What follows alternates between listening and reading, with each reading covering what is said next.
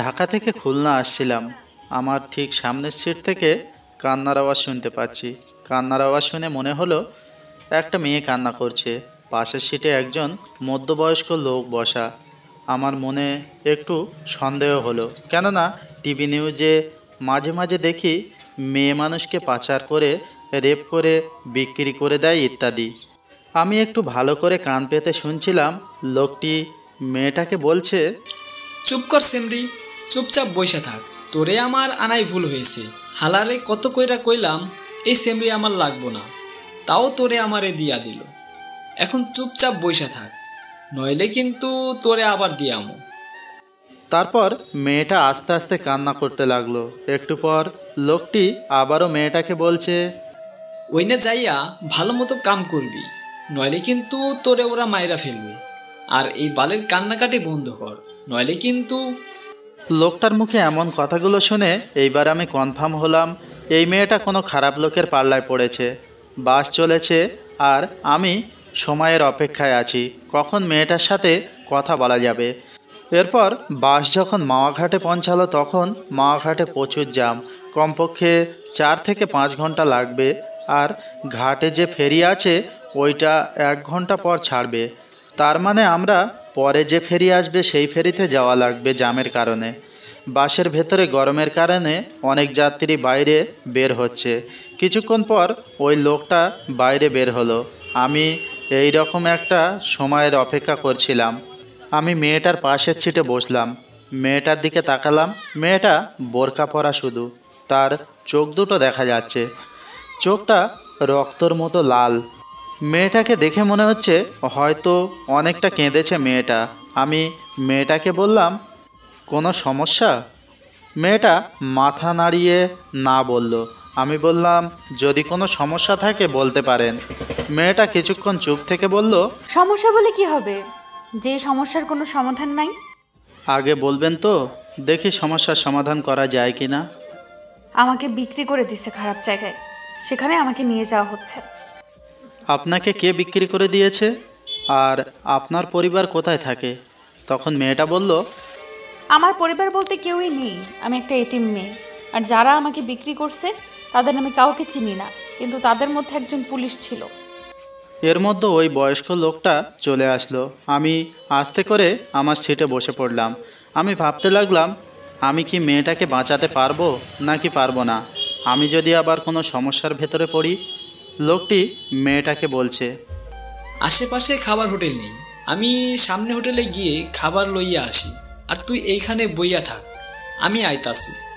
এই কথা বলে লোকটি চলে গেল।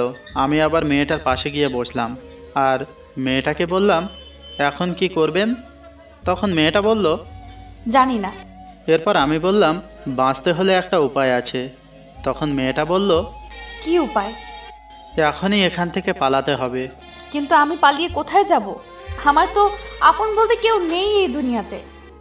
সেটা এখন ভাবার বিষয় না। কিন্তু আপনি আমাকে নিয়ে কোথায় যাবেন? সেটা পরে ভাবা যাবে। কিন্তু কিন্তু কি?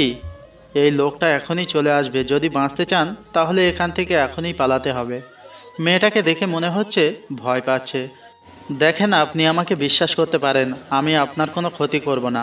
মেয়েটা আমার চোখের দিকে কিছুক্ষণ তাকিয়ে থেকে বলল, চলুন। এরপর আমি মেয়েটাকে নিয়ে সোজা বাস থেকে নেমে ফেরিঘাটের দিকে হাঁটা শুরু করলাম। ফেরিঘাটে যেয়ে দেখি ফেরি চলে গেছে। এখন কি করব কিছু বুঝতে পারছি না। এখন স্টিমার বোটে যাওয়া ছাড়া কোনো উপায় নাই। তখন মেয়েটা বলল, কোথায় যাব আমরা? মেয়েটা ভয়ে ভয়ে বলল কথাটা। আমি বললাম, দাদা বাড়ি। তারপর স্টিমার বোটে উঠলাম। অনেক গতিতে চলছে। কিছুক্ষণ পর মেয়েটা অন্যদিক ফিরে মুখের উপরে থাকা মুখোশটা মাথার উপরে উঠিয়ে হাতটা মেলে আকাশের দিকে তাকিয়ে রইল। তারপর মেয়েটা মুখোশটা ঠিক করে আমার পাশে এসে বলে, জানেন, আমি এই প্রথম নদী দেখলাম। মানে? আপনি আগে পরে কখনো নদী দেখেন নাই?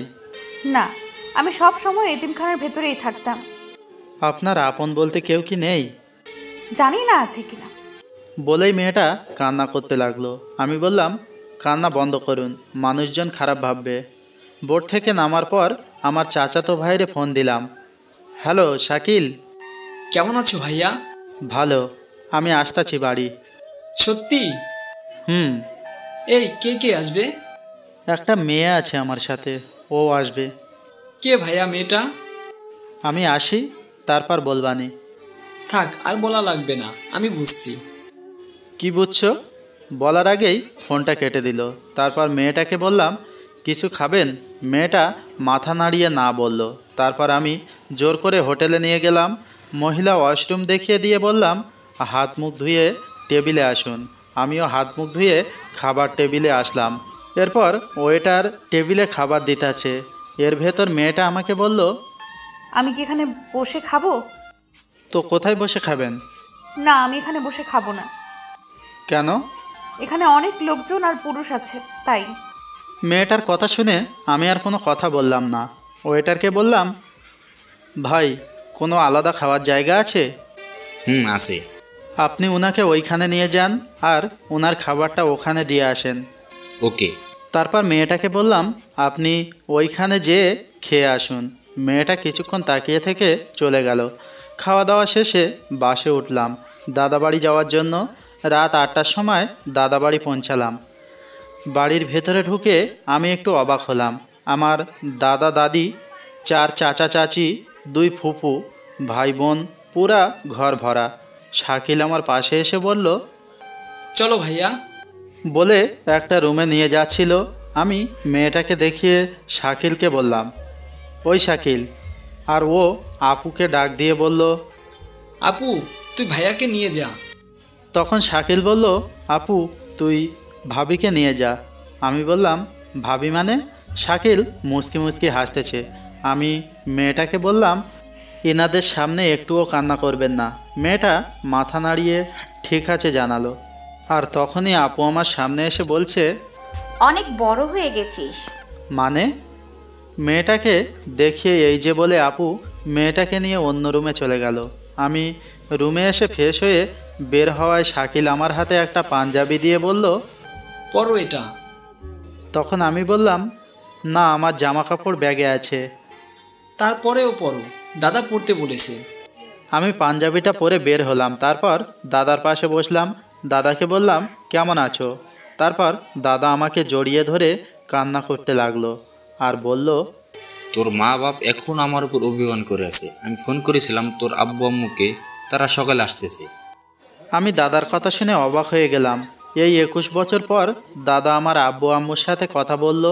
আমার বাবা মা প্রেম করে বিয়ে করেছিল বলে মেনে নেয়নি। আমার দাদা তার ভাইয়ের মেয়ের সাথে আব্বুর বিয়ে ঠিক করেছিল, কিন্তু আমার আব্বুর বিয়ে 3 দিন আগে পালিয়ে বিয়ে করে। তারপর দাদার কাছে আসছিল, দাদা মেনে নেয়নি। আরও অনেক কথা অন্য একদিন বলবো। তারপরে সবার সাথে কথা বললাম। মেজো চাচিকে জিজ্ঞাসা করলাম, চাচা কই? মেজো চাচি বলল, অফিসে। আমার মেজো চাচা হচ্ছে কাজী, এত রাতে অফিসে? এখনই চলে আসবে। তারপর দাদি আমাকে বলল, মেয়েটার নাম কি? দাদি আমাকে জিজ্ঞাসা করতেই আপু চিল্লিয়ে বলল। রোজা। এরপর সবাই মেয়েটার প্রশংসা করতে লাগলো। আমি একটু রুমের বাইরে এসে রিয়াকে ফোন দিলাম। কোথায় তুমি? দাদা বাড়ি। তোমার না খুলনা আসার কথা ছিল? একটু সমস্যা হয়েছে, তাই দাদা বাড়ি আসলাম। কি সমস্যা হয়েছে? তুমি ঠিক আছো তো? তেমন কিছু হয় নাই। তোমার পরীক্ষা কেমন হলো? ভালো। শোয়ান শোয়ান, দাদা ডাকতাছে। আমি রিয়াকে বললাম, পরে ফোন দিব, দাদা ডাকতেছে। কাল আমার পরীক্ষা নাই, আজ সারা রাত কথা বলবো। আচ্ছা, আমি পরে ফোন দিচ্ছি। Okay. I love you. I love you too. Bye. আমি ফোনটা কেটে সাইলেন্স করে রাখলাম। রুমের ভেতরে এসে দেখি মেজো চাচা এসে পড়েছে। সবাই অনেক খুশি। আমাকে দেখে সবাই হাসতেছে। আমি দাদির পাশেই বসলাম। দাদি বলল, কবুল বল। মানে? আরে লজ্জা পেতে হবে না। সবাই একসাথে হু হু করে হেসে উঠল। দাদি আবারও বলল, কবুল বল। তখনই ছোট চাচা, কি হলো, কবুল বল। তখনই পাশ থেকে বড় চাচি বলল, কি হলো সোহান, কবুল বলো। তখন দাদি বলল, এই তোমরা চুপ করো। এরপর আমার মুখটা দাদির দিকে ফিরিয়ে দাদি বলল, কবুল বল। দাদি, কবুল বলবো মানে? তোর বিয়ে এখন, আর তুই কবুল বলবি না? কিছুটা অবাক হয়ে, আমার বিয়ে কার সাথে? কার সাথে আবার? রোজার সাথে। আরে এই মেয়েটারে তো আমি। তোর কিছু বলা লাগবে না, রোজা আমাদের সব বলেছে। তো তোর তো কিছুই বুঝি না। এখন তুই কবুল বলে এখানে সই কর। আর তুই যদি বিয়েটা না করিস, তোর আব্বু আম্মুকে আমি কোনোদিনও মেনে নেব না। আমি কিছুক্ষণ চুপ থেকে বললাম, রোজার সাথে আমার কিছু কথা আছে। ভাইয়া আগে বিয়েটা কর, তারপর মন ভইরা কথা বলো। সবাই কত খুশি। আমি যদি না বলি সবাই মনে কষ্ট পাবে, সাথে মা বাবাকেও দাদা মেনে নেবে না। আমি আমার আব্বুকে অনেক কাঁদতে দেখেছি দাদা দাদির জন্য। এখন বাবা মাকে বলেও যদি মেনে না নেয়, তাহলে বাবা মা অনেক কষ্ট পাবে। কি করব কিছুই মাথায় আসছে না। কি হলো, কবুল বল। আমি আর কোনো কিছু না ভেবে 3 বার কবুল বলে সই করে দিলাম। আলহামদুলিল্লাহ। তারপর চাচা দাদি যে রুমে রোজা আছে সেই রুমে গিয়ে রোজার সই নিল। তারপর খাওয়া দাওয়া করে শাকিল বলল, ভাইয়া এই রুমে চলো তো। এরপর আমি রুমে গেলাম। রুমের জানালা দিয়ে দেখলাম একটা লাল শাড়ি পরা একটা মেয়েকে অন্য রুমে নিয়ে যাচ্ছে। কিছুক্ষণ পর দাদা আর দাদি আসলো, এসে আমাকে একটা রুমের সামনে নিয়ে গেল। রুমের ভেতরে ঢুকিয়ে দিয়ে দরজা বাইরে থেকে বন্ধ করে দিয়ে হাসতে হাসতে চলে গেল দাদা দাদি। আমি রুমটা দেখে অবাক হলাম। এত সুন্দর করে রুমটা সাজানো হয়েছে। সারা রুমে মোমবাতি, পুরা বিছনাটা ফুল দিয়ে সাজানো হয়েছে। রুমের ভেতরে একটা খাট, একটা টেবিল, টেবিলের উপর 1 গ্লাস দুধ আর 2 সেট জামা কাপড় আছে, একটা আমার আর একটা হয়তো রোজার। আমি রুমে ঢোকার শব্দ শুনে রোজা খাট থেকে নেমে এসে আমার পা ধরে বসে রইল। আমি কি করব কিছুই বুঝতেছি না। আমি ওর 2 ডানা ধরে রোজাকে দাঁড় করালাম আমার সামনে। ইয়া বড় ঘোমটা দেওয়া। রোজা আমার হাত ধরে টেবিলের কাছে নিয়ে গেল, নিয়ে দুধের গ্লাসটা আমার হাতে দিয়ে দিল। আমি গ্লাসটা হাতে নিয়ে বললাম, আমার কিছু কথা আছে। তখন রোজা বলল, শুনবো, সব কথা শুনবো। আগে দুধটা খান, অর্ধেক খান কিন্তু। আমি রোজার পাশে দাঁড়িয়ে দুধটা মুখ লাগিয়ে খাচ্ছি।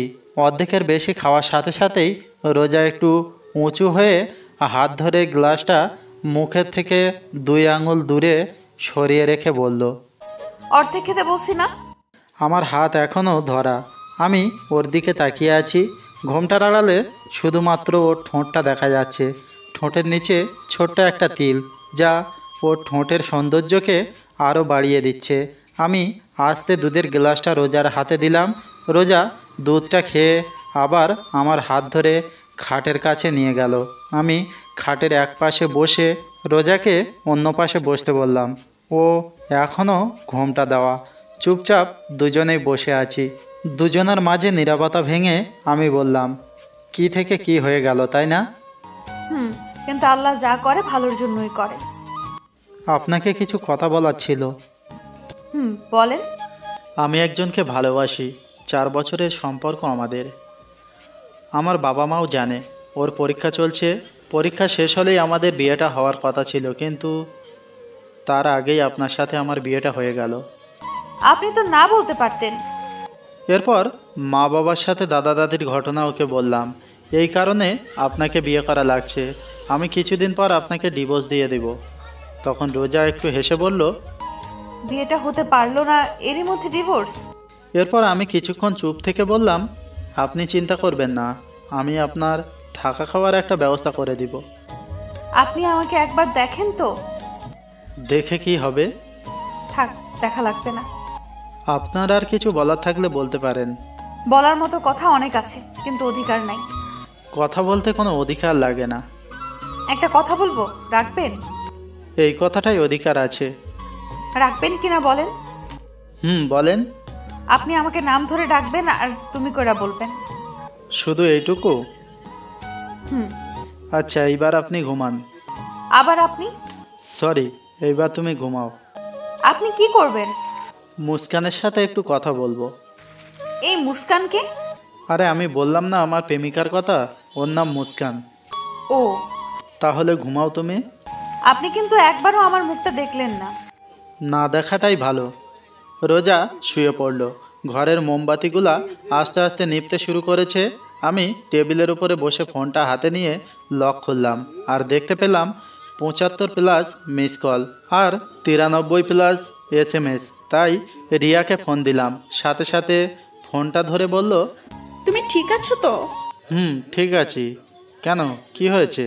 আমার কেন জানি মনে হচ্ছে তুমি আর আমার নেই। আরে পাগলি, আমি একটু দূরে আছি, তার জন্য তোমার হয়তো এরকম মনে হচ্ছে। তুমি এতক্ষণ ফোন ধরো নাই কেন? ফোন চার্জে ছিল। কথা বলতে বলতে টেবিলের উপর দেওয়ালের সাথে হেলান দিয়ে ঘুমিয়ে পড়ছি। এই যে শুনছেন, ওঠেন, উঠে বিছানায় আসেন। প্রায় মধ্যরাত। তখন হাতে মোমবাতি হাতে নিয়ে একটা লাল বেনারসি পরা পরী আমার সামনে দাঁড়িয়ে আছে। টানা টানা চোখ, লম্বা নাক, আকর্ষণ করার মতো ঠোঁট, সাথে ঠোঁটের নিচে তিলটা। আমি হা হয়ে ওর দিকে তাকিয়ে আছি। মশা ঢুকবে মুখে। ও মা, হা করে কি দেখেন? রোজার কথাটা শুনে আমি একটু লজ্জা পেয়ে বললাম, কই কিছু না তো। রোজা হাসতে হাসতে বলল, খাটে এসে ঘুমান। আপনা। আবার আমি বলছি না তুমি করে বলতে? একদম আমার মুখের কাছে মুখ নিয়ে কথাটা বলল রোজা। মানে তোমার সাথে এক বিছানায় ঘুমাবো? তো কোথায় ঘুমাবেন? আমি আপনার বউ, আপনি ঘুমাবেন না তো কে ঘুমাবে আমার সাথে? কিন্তু আমি তো তোমাকে বউ হিসাবে মানি না। আপনি না মানলে কি হবে? আমি তো আপনাকে স্বামী হিসেবে মানি। এখন যদি খাটে না আসেন তাহলে আমি কিন্তু দাদাকে ডাকবো। এই না না। তাহলে চলেন। না মানে আমি এইখানেই ঠিক আছি। খাটে আসবেন নাকি ডাক দিব? চলো। তারপর রোজা অন্যদিকে, আমি অন্যদিকে ফিরে শুয়ে পড়লাম। সকাল 6টায় ঘুম থেকে উঠে দেখি রোজা আমার বুকের উপরে শুয়ে আছে। একদম পরীর মতো লাগছে। যে কেউ রোজাকে দেখলে প্রেমে পড়ে যাবে। কিন্তু আমি রিয়াকে ভালোবাসি, রোজার মায়ায় পড়া যাবে না। আমি রোজার মাথাটা বুকের উপর থেকে সরিয়ে বালিশের উপরে রেখে আমি আবার শুয়ে পড়লাম। এইবার ঘুম থেকে উঠে আমি চমকে গেলাম, কারণ আমার সামনে আমার মা বাবা আর আমার ছোট ভাই। পাশে তাকিয়ে দেখি রোজা নাই। ঘুম ঘুম চোখে মাকে বললাম, তোমরা কখন আসলা? তুই এইটা কিভাবে পারলি? থাপ্পড়গুলা খুব জোরেই পড়ছে। আমি গালে হাত দিয়ে দাঁড়িয়ে আছি। তোর সাথে রিয়ার বিয়ে ঠিক করা, ওর পরীক্ষার 3 দিন পর তোদের বিয়ে, সবাইকে দাওয়াত দেওয়া হয়ে গেছে, আর এখন তুই? রিয়ার কি হবে? ও যদি জানতে পারে ও তো পাগল হয়ে যাবে। তোরা না দুইজন দুইজনকে ভালোবাসিস? মা। চুপ, কোনো কথা বলবি না। বের হ রুম থেকে, গোসল করে নাস্তা করতে আয়। এরপর আমি আর কোনো কথা না বলে রুম থেকে বের হতে লাগলাম। দরজার কাছে আসতে দেখি দরজার পাশে রোজা দাঁড়িয়ে দাঁড়িয়ে কান্না করতেছে। গোসল করে আইছে, চুল থেকে এখনও পানি পড়তেছে। আমি হাসি মুখে বললাম, ঝড় আসছে, ঝড়, রেডি থেকো। আল্লাহ যা করবে ভালোর জন্যই করবে। এই চা কার জন্য? আব্বু আম্মুর জন্য। আরে বাবা, এখনই আব্বু আম্মু? এরপর রোজা একটু মুখ ভেঙচি দিয়ে হাতের কোণো দিয়ে আমাকে খোঁচা দিয়ে চলে গেল। কি অদ্ভুত, তাই না? গোসল করতেছি, এরই ভেতর দরজায় কড়া নাড়ল। আমি বললাম, কে? আমি। কে? রোজা? কি বলো? আপনার ফোন বাজতেছে, কে যেন ফোন করছে। আমি দরজাটা একটু খুলে ফোনটা হাতে নিলাম। সাথে সাথে দেখলাম আবারও রিয়ার ফোন। হ্যালো। আমার না কোনো কিছু ভালো লাগতেছে না। কেন, কি হয়েছে? জানি না, কিন্তু কিরকম জানি লাগতেছে। আরে পাগলি, তোমার পরীক্ষা চলতেছে তো, তাই এরকম লাগতেছে। সব ঠিক হয়ে যাবে। আচ্ছা রাখি তাহলে, গোসল করব। এই এই, তুমি এত সকালে গোসল করবা কেন? তুমি তো দুপুরে গোসল করো, তাই না? আরে থাক, বলা লাগবে না। বলবা তো দাদা বাড়ি আসছি তাই? একদম ঠিক। তা এখন রাখি, পরে কথা বলবো। সোহান, সোহান, সোহান। বলো। একটা কথা জিজ্ঞাসা করব? করো। সব ঠিক আছে তো সোহান? এরপর রিয়ার মুখে এই কথাটা শুনে আমার বুকের ভেতরে একটু ব্যথা করে উঠল। আমি নর্মালভাবে বললাম, সব ঠিকই তো আছে রিয়া, তুমি বেকার টেনশন করছো। আচ্ছা রাখি তাহলে, ফোন দিও কিন্তু। Love you. Love you too. Bye. Bye. অন্যদিকে দরজায় কেউ কড়া নাড়ছে। কে? আমি। বলো। আম্মু ডাকতেছে আপনাকে। আসতাছি। রিহাকে এখন কিছু বলা যাবে না, ওর পরীক্ষা চলতেছে। এখন বললে ওর পরীক্ষা ভালো হবে না। কিন্তু রিয়া ঠিক বুঝতে পারছে যে কিছু একটা হয়েছে। অনেক ভালোবাসে সোহানকে রিয়া, তাই হয়তো অনুভব করতে পারে। নাস্তার টেবিলে দাদা মাকে বলতেছে, শোন বৌমা, সোহানকে আমি বিয়ে দিছি, ওরা দুজন দুজনকে ভালোবাসে তাই বিয়েটা দিছি। মেয়েটা দেখতে কি মিষ্টি। রোজা চুপচাপ বসে আছে, তা দেখে মা বললেন, ও বউ, খাচ্ছ না কেন? এই তো আম্মু খাচ্ছি। এদিকে আয় মা, আমার পাশে বস। এরপর রোজা মায়ের পাশে বসলো। মা নিজে হাতে রোজাকে খাইয়ে দিচ্ছে। রোজাও ভেজা ভেজা চোখে খেতে লাগলো। প্রেমের বিয়ে বেশি দিন টেকে না। মীরা প্রতিবেশী দরজার সামনে দাঁড়িয়ে কথাটা বলল, এই তুই চুপ কর, এই বিয়ের সাক্ষী আমি তুমি। দেখো বৌমা, সোহান আর রোজা কোনোদিনও আলাদা হবে না। কেন আলাদা হবে? এরকম একটা মিষ্টি মেয়েই তো আমার চাই। একটু বাইরে বের হয়েছিলাম, ঘোরাফেরা করে বাসায় আসার সাথে সাথে রোজা বলল, কোথায় ছিলেন এতক্ষণ? আমি কোনো কথা না বলে রুমে এসে মার কাছে গেলাম। মা, কিছু কথা আছে তোমার সাথে। বল। রোজাকে আমি বাসে। রোজা আমাকে সব বলেছে। বাসে দেখা হয়েছে, ও এতিম। তোর দাদা ভাবছে তুই রোজাকে পালিয়ে নিয়ে আইছিস, তাই তোদের বিয়ে দিয়ে দিছে, এই তো। তো এখন কি করব? কি করবি মানে? মা, বলছিলাম কি, রোজাকে আমি ডিভোর্স দিই। ডিভোর্স দিবি মানে? পেছন থেকে কথাটা আব্বু বলে উঠলেন, আমাদের বংশের ডিভোর্স তালাক নামে কোনো শব্দই নাই। মা, আমি রিয়াকে ভালোবাসি। আমি রিয়ার মাকে ফোন কইরা বলে দিছি আমার ছেলের অন্য জায়গায় বিয়ে হয়ে গেছে। মা, তুমি। এইটুকু বলতেই মা কান্না করে দিয়ে বলল, দেখ সোহান, তোর আর রোজার বিয়েটা হয়ে গেছে, এখন তুই রিয়াকে ভুলে যা। তোর দাদার কথা শুনিস নাই? তোদের দুজনের জন্য এই বিয়েটা হচ্ছে। যা হবার তা হয়ে গেছে, এখন থেকে তুই রোজাকে ভালোবাসবি।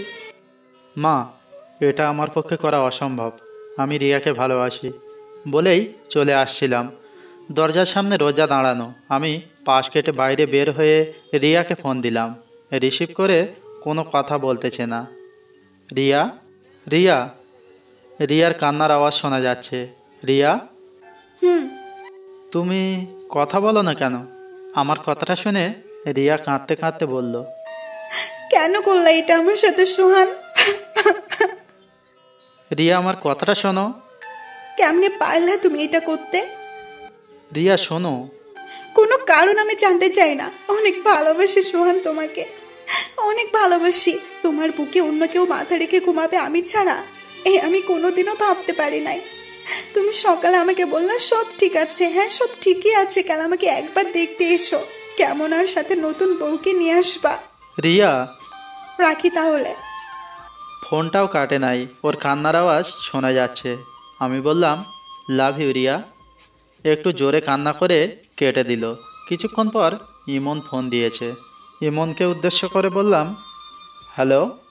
কিরে মামা, বিয়ে করলি টেরও পেলাম না। তুই জানলি কি করে? এলাকায় সবাই জানে মামা। তা তোদের তো কয়েকদিন পর বিয়ে হওয়ার কথা ছিল, তাই না? মনে হয় রিয়া এই বিয়েটা তাড়াতাড়ি করাইছে, তাই না?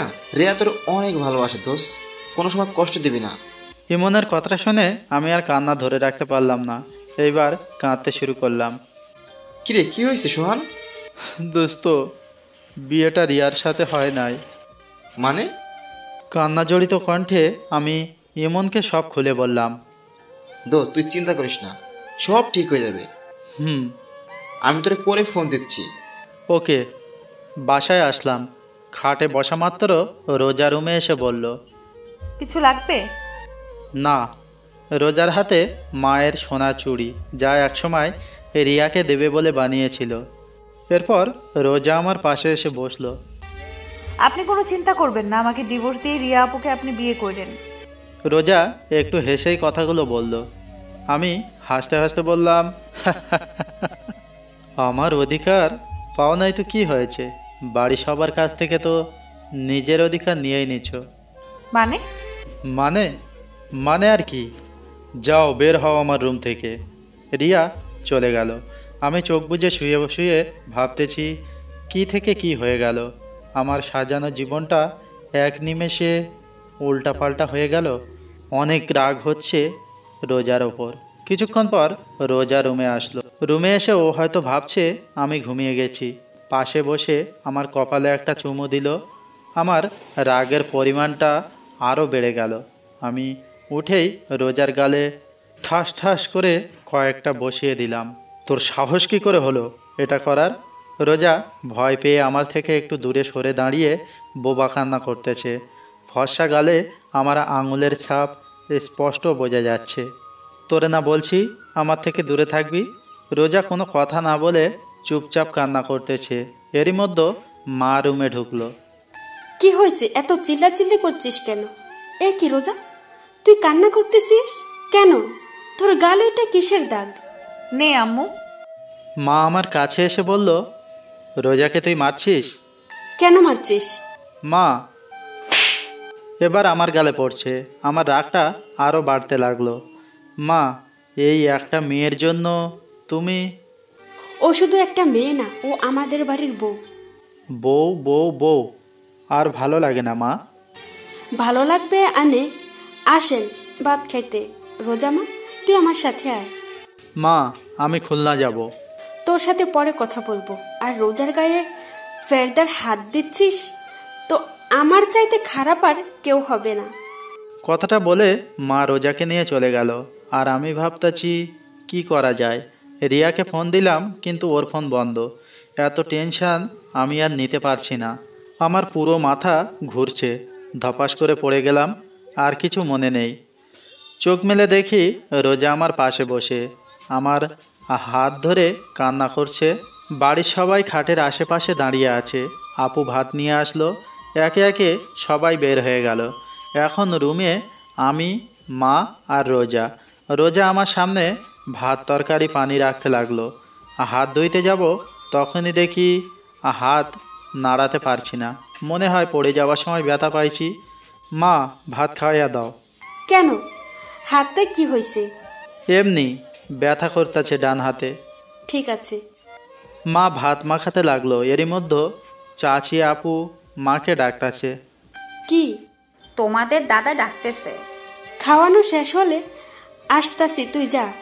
চাচি, তুমিও না, তোমার পোলার এখন বউ আছে, আর বউ থাকতে তুমি ওরে খাওয়াইয়া দাও। তখনই মা কিছু একটা ভেবে রোজাকে বলল, নে বাটটা খাইয়া দে, তারপর ঔষধ খাইয়া দিস। মা চুপচাপ খা, না হলে না খাইয়ে থাক। এরপর মা চলে গেল। আমার ইচ্ছা না থাকা সত্ত্বেও রোজার হাতে ভাত খেতে হলো। তারপর রিয়াকে ফোন দিলাম কিন্তু বরাবরের মতো ফোন বন্ধ। রাতে আমি আগে থেকে রুমে শুয়েছিলাম। এরপর রোজা আমার পাশে এসে শুয়ে পড়ল। আমি একটু নর্মালভাবে জিজ্ঞাসা করলাম, তোমার অতীত সম্পর্কে বললা না? রোজা আমার দিকে ফিরল। ওর চোখের পানি গাল বেয়ে পড়তেছে। খালি কান্না করে মেয়েটা। খুব মায়া হলো ওর প্রতি। নিজের অজান্তে আমার হাত দিয়ে ওর চোখের পানিটা মুছে দিলাম। ও করুণ চোখে আমার দিকে চেয়ে আছে। আমি একটু হেসে বললাম, তোমার অতীতটা কি? আমি জানতে চাই কিভাবে তুমি এতিমখানা থেকে ওদের কাছে গেলে। আমার যখন 2 বছর বয়স তখন আমার বাবা মারা যায়। আমার মামারা মার অন্য জায়গায় বিয়ে ঠিক করে, কিন্তু মার সাথে যার বিয়ে ঠিক হয় সে আমাকে মেনে নেবে না। তাই মা এক প্রকার বাধ্য হয়ে আমাকে এতিমখানায় রেখে আসে। এইসব কথা আমাকে এতিমখানায় যে খালা রান্না করতো সে বলছে। বুঝলাম। তা তুমি ওই লোকদের কাছে গেলে কিভাবে? এতিমখানার মালিক মারা যাওয়ার পর কিছু বড় বড় নেতার চোখ পড়ে এতিমখানায়। এখানেই নাকি মার্কেট হবে। এতিমখানায় যত লোক ছিল তাদের মধ্যে শুধু আমিই বড় ছিলাম, আর সবাই ছোট ছোট। সবাইকে আলাদা আলাদা এতিমখানায় শিফট করা হয়। কিন্তু একটা পুলিশ আমাকে ওই লোকটার কাছে বিক্রি করে দিছে। তারপর আপনার সাথে দেখা। কথাগুলো বলেই রোজা কান্না করতে লাগলো। তোমাকে বলছি না এই কান্নাকাটি একদম আমার সামনে করবা না। ও কান্না থামিয়ে বলল, আপনি রিয়া আপুকে বিয়ে করেন, কিন্তু আমারে তাড়ায় দিবেন না। আপনার ঘরের এক কোণায় একটু জায়গা দিয়েন। আপনি তো জানেন আমার থাকার কোনো জায়গা নাই। আমি কি বলবো কিছুই মাথায় আসছে না। আচ্ছা ঠিক আছে, তুমি ঘুমাও তাহলে। এরপর আমি বারান্দায় এসে রিয়াকে ফোন দিলাম, কিন্তু ফোন এখনও বন্ধ। আমি এসে বিছনায় শুয়ে পড়লাম। রাত 4:30-এ ফোনের আওয়াজে ঘুম ভাঙে। চোখ মেলে তাকিয়ে দেখি রোজা আমাকে জড়িয়ে ধরে শুয়ে আছে। ওর গরম নিঃশ্বাস আমার গলার উপর পড়তাছে। রোজাকে না সরিয়ে ফোনটা রিসিভ করলাম। ইমন ফোন করছে। হ্যালো, কিরে দোস্ত, এত রাতে কিছুকে হয়েছে? দোস্ত রিয়া। কি হয়েছে রিয়ার? রোজাকে ধাক্কা দিয়ে সরিয়ে উঠে বসলাম। রোজা আমার দিকে করুণ দৃষ্টিতে তাকিয়ে আছে। দোস্ত রিয়া সুসাইড করেছে। মানে কি বলছিস? দোস্ত অবস্থা খুব খারাপ। সদর হাসপাতাল থেকে ফেরত দেশে খুলনা মেডিকেল নেওয়া হয়েছে। দোস্ত কি করব বল? কাঁদতে কাঁদতে বললাম কথাটা ইমনকে। তুই তাড়াতাড়ি চলে আয়, না হলে হয়তো শেষবারের মতো দেখতে পারবি না। দোস্ত তুই চিন্তা করিস না, কিচ্ছু হবে না রিয়ার, আমি এক্ষুনি আসতাছি। কি হয়েছে? আপনি এখন কোথায় যাবেন? আমার হাত ধরে কথাটা বলল রোজা। আমার প্রচুর রাগ উঠতে লাগলো। ঠাস ঠাস ঠাস করে কয়টা থাপ্পড় দিয়েছি আমার মনে নাই। তোর জন্য, শুধু তোর জন্য আমার সাজানো জীবনটা এলোমেলো হয়ে গেছে। এরপর রোজা আমার কথা শুনে কান্না করতেছে। এত রাতে চিল্লাপাল্লা শুনে বাড়ির সবাই দরজার কড়া নাড়ল। দরজা খুলতেই মা ঘরে ঢোকে, সাথে দাদি ও চাচিরা। কি হয়েছে কি সোহান, এত চিল্লাপাল্লা কেন? কি রে রোজা, তুই কান্না করতেছিস কেন? তুই আবার রোজাকে মারছিস? মা আমার কথা না শুনে অনবরত থাপ্পড় মারতে লাগলো আমার গালে। রোজা খাট থেকে নেমে আমার সামনে দাঁড়ালো। আম্মু, উনি আমারে কিছু বলে নাই। তুই সর সামনে থেকে। না আম্মু, উনি আমার স্বামী, উনিই মারবে আমাকে, আর উনি ভালোবাসবে আমায়। সর তো তুই। মারো মারো, কত মারবা মারো। বলতে বলতে কাঁদতে কাঁদতে নিচে বসে পড়ল সোহান। এবার মা বুঝতে পারলো কিছু একটা হয়েছে। মা আমার পাশে বসে বলল, কি হয়েছে? মা রিয়া। রিয়া কি? আমি এখনই খুলনা যাব। কেন? আর এত গাড়ি পাওয়া যাবে না তো। রিয়ার কি হয়েছে? ও সুইসাইড করছে। কি? তখনই আমি চোখ মুছতে মুছতে মাকে বললাম, ও আমার জন্য সুইসাইড করছে মা। ইমন বলল সদর থেকে ফেরত দিয়েছে, খুলনা মেডিকেলে নিয়ে গেছে, আর ইমন বলল মনে হয় আর বাঁচবে না। এরপর মা কি বলবে কিছু ভাবতেছে না। মা জানতো এরকম কিছু একটা হবে, কিন্তু এত তাড়াতাড়ি হবে তা মা ভাবতেও পারে নাই। দেখ সোহান, রিয়ার কিছু হবে না। এরপর রোজা আমার পাশে বসলো, আমার কাঁধে হাত রেখে বলল, আপনি চিন্তা করবেন না, সব ঠিক হয়ে যাবে। এখন বাজে 5:30। শাকিল কোথা থেকে একটা বাইক নিয়ে আসছে। রিয়ার মাকে অনেকবার ফোন দিয়েছিলাম, কিন্তু রিসিভ করলো না। খুলনা রওনা দিব, রুম থেকে বের হব, এরই ভেতরে রোজা সামনে আসলো। আমার ডান হাত তার বুকের হৃৎপিণ্ডের ওপর রাখলো আর চোখ বুজে বলতে লাগলো, আমি হয়তো আপনার জীবনে এসে অনেক বড় ক্ষতি করে ফেলেছি আপনার। আমার না অনেক লোক, ছোটবেলা থেকেই কাউকে আব্বু আম্মু বলে ডাকতে পারি নাই, তাই আপনার আব্বু আম্মুকে পেয়ে লোকটা আর সামলাতে পারি নাই। আমার জন্য আপনি অনেক সমস্যায় পড়ছেন, তার জন্য আমি আপনার কাছে ক্ষমা চাচ্ছি। আমার হাতটা এখনও ওর বুকের ওপর, ওর এক একটা নিঃশ্বাস আমি আমার হাত দিয়ে অনুভব করতে পারছি। আমি হালকা করুণভাবে বললাম, আর কিছু বলবে? যা বলার তাড়াতাড়ি বলো, তাহলে আমার বের হতে হবে। মারবেন না তো? না, বলো। আর এই সময় তোমাকে মারছি তার জন্য সরি। আমি আপনাকে একটু জড়িয়ে ধরতে চাই।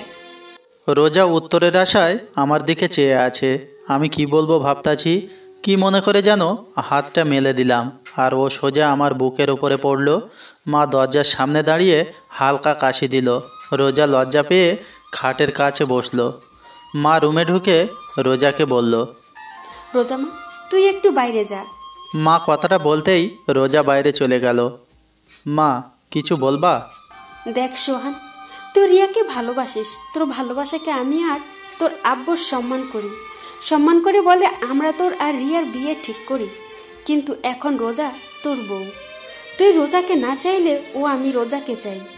শুধু আমি না, বরং বাড়ির সবাই রোজাকে তোর পাশে দেখতে চাই। এখন তোর হাতে সবকিছু। তাহলে মা, রিয়ার কি হবে? মা আমার কথা শুনে চুপ করে আছে। মা, কি হলো, কথা বলো। রিয়ার কি হবে মা? ও তো আমাকে পাগলের মতো ভালোবাসে মা। দেখ সোহান, আমি জানি, তারপরও সোহান রোজা তোর বউ, আর আমি মন থেকে রোজাকে আমার ছেলের বউ হিসাবে মেনে নিয়েছি। কিন্তু মা, আমি তো মেনে নেই নাই। তুই আমার ছেলে, তোরে আর কি বলবো। স্বামী স্ত্রীর মধ্যে আল্লাহ অন্যরকম ভালোবাসা দিয়ে দিছে, যা তুই এখন বুঝতে পারবি না। এভাবে কথাগুলো বলে মা রুম থেকে চলে গেল। রিয়ার মাকে আবারও ফোন দিলাম, কিন্তু ফোন ধরল না। খুলনা রওনা দিলাম, সাথে শাকিলও হাসপাতালে আছে। গিয়ে দেখি রিয়া আর নেই, কিছুক্ষণ আগেই মারা গেছে। আমি পুরা শকড, বিশ্বাস হচ্ছে না যে রিয়া মারা গেছে। আমার চোখ থেকে অনবরত পানি পড়তাছে। রিয়ার মা রিসেপশনে নার্সের সাথে কথা বলতাছে। আমি পেছন থেকে বললাম, খালা। তখনই রিয়ার আম্মু, রিয়ার মা মারলো আমাকে। এত জোরে থাপ্পড়টা মারছে যে আমি নিচে ফ্লোরে আছড়ে পড়লাম। ঠোঁট ফেটে গেছে, রক্ত পড়তাছে। শাকিল এসে আমাকে দাঁড় করালো। খালা, রিয়া? কোনো কথা বলছে না, নীরবে কান্না করতেছে। তখনই রিয়ার ছোট ভাই এসে বলল, মা চলো। রিয়ার মা কাঁদতে কাঁদতে রিয়ার ভাইয়ের পিছু পিছু চলে গেল। আমি কান্না করতেছি না, কিন্তু আমার চোখ থেকে পানি পড়তেছে। রিয়ার মার পিছু পিছু চলতে লাগলাম, আর তারা একটা অ্যাম্বুলেন্সে উঠতে লাগলো। আমি দৌড়ে অ্যাম্বুলেন্সের পাশে গেলাম। খালা, রিয়া? তোর ওই পাপি মুখে রিয়ার নাম আর নিস না। সোহান কাঁদতে কাঁদতে আবারও বলল, খালা। ঠাস করে অ্যাম্বুলেন্সের দরজাটা বন্ধ করে তারা চলে গেল। আমি বসে চিৎকার করে কান্না করতে লাগলাম। রিয়া নাই, আমার বিশ্বাস হচ্ছে না। মনে হয় একটা দুঃস্বপ্ন, যা ঘুম ভাঙলে সব ঠিক হয়ে যাবে।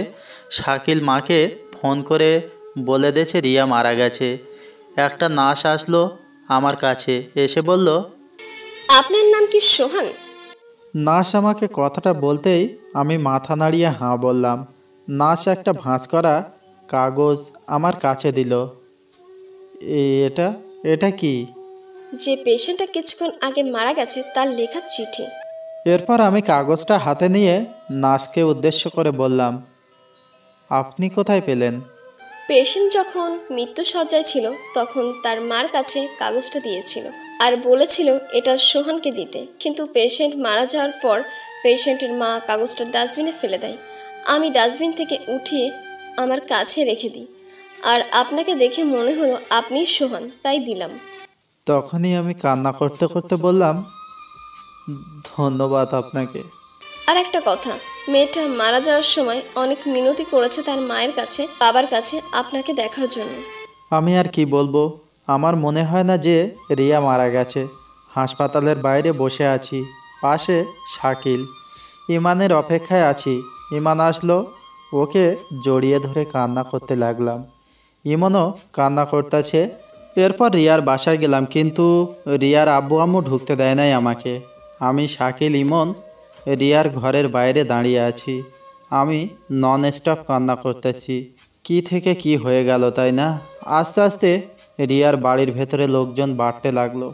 প্রায় লোকজন আমাকে ঘৃণার চোখে দেখছিল। নানান মানুষ নানান কথা বলছে আমাকে। মসজিদ থেকে লাশের খাট আনা হয়েছে, কিছুক্ষণের মধ্যে রিয়াকে শেষ গোসল করাতে নিয়ে যাবে। আমার কিছু বন্ধু আমাকে বাজে ভাষায় গালাগালি দিতে লাগলো, আর ওরা কেউ বিশ্বাস করতে পারছিল না যে রিয়া সুসাইড করছে, তাও আবার আমার জন্য, যেখানে কিছুদিন পর রিয়া আর আমার বিয়ে হওয়ার কথা ছিল।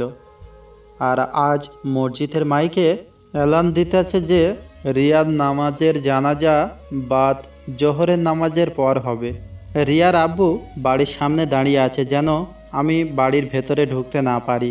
পুলিশ আসছিল লাশ নিয়ে যেতে ময়না তদন্ত করার জন্য, কিন্তু রিয়ার আব্বু তার মেয়ের শরীর কাটাছেঁড়া করতে দেবে না বলে পুলিশকে অনেক টাকা খাওয়াইছে। রিয়ার আব্বু বাইরে আসছে, আমি দৌড়ে তার কাছে গেলাম আর বললাম, খালা, রিয়াকে শেষবারের মতো একবার দেখতে দিন। রিয়ার আম্মু কান্না করতে করতে বলল, তুই আমার মেয়েকে দেখতে পারবি না। আমার মেয়ে তোরে শেষবার দেখার জন্য তড়পাইছে, আকুতি বিনতি করছে, কিন্তু তোরে দেখতে পাই নাই, তাই তোরেও দেখতে দিব না। তুইও তড়পাবি, আজীবন আফসোস করবি যে শেষবার তুই আর রিয়ার মুখটাও দেখতে পাসনি। আমি রিয়ার মার পা ধরে কান্না করতে লাগলাম। রিয়ার বড় ভাই এসে রিয়ার মার কাছ থেকে নিয়ে আমাকে বাইরে বের করে দিল। ওদের বাসার মধ্যে কান্নার রোল পড়ে গেছে। ঘর থেকে রিয়ার লাশ বাইরে বার করা হচ্ছে, শেষ গোসল করাতে নিয়ে যাচ্ছে। আর দেখতে পাবো না রিয়াকে। ভালোবাসি বলবে না আমায়। পরীক্ষা দিয়ে রিয়ার কিছু বান্ধবী এসছে, ওরা আমাকে অনেক আজে বাজে কথা শুনিয়ে গেল। আমি কোনো কথাই বলছি না, সব কিছু অন্ধকার অন্ধকার লাগছে আমার কাছে। মসজিদের মাইকে আবারও এলান দিল জানাজার বিষয়। আমার মার রোজা এসছে রিয়ার বাসায়, আমার সামনে থেকে বাসার ভেতরে ঢুকলো। আমি বাইরে দাঁড়িয়ে দেখছি। রোজা আমার কাছে আসতে চাইছিল, কিন্তু মা ওকে ধরে বাসার মধ্যে নিয়ে গেল। কিছুক্ষণ পর মা বের হলো ভেজা ভেজা চোখে, আমায় বলল, বাসায় চল। আমি চুপচাপ বসে আছি, কোনো কথা বলছি না, শুধুমাত্র চোখ থেকে পানি পড়ছে।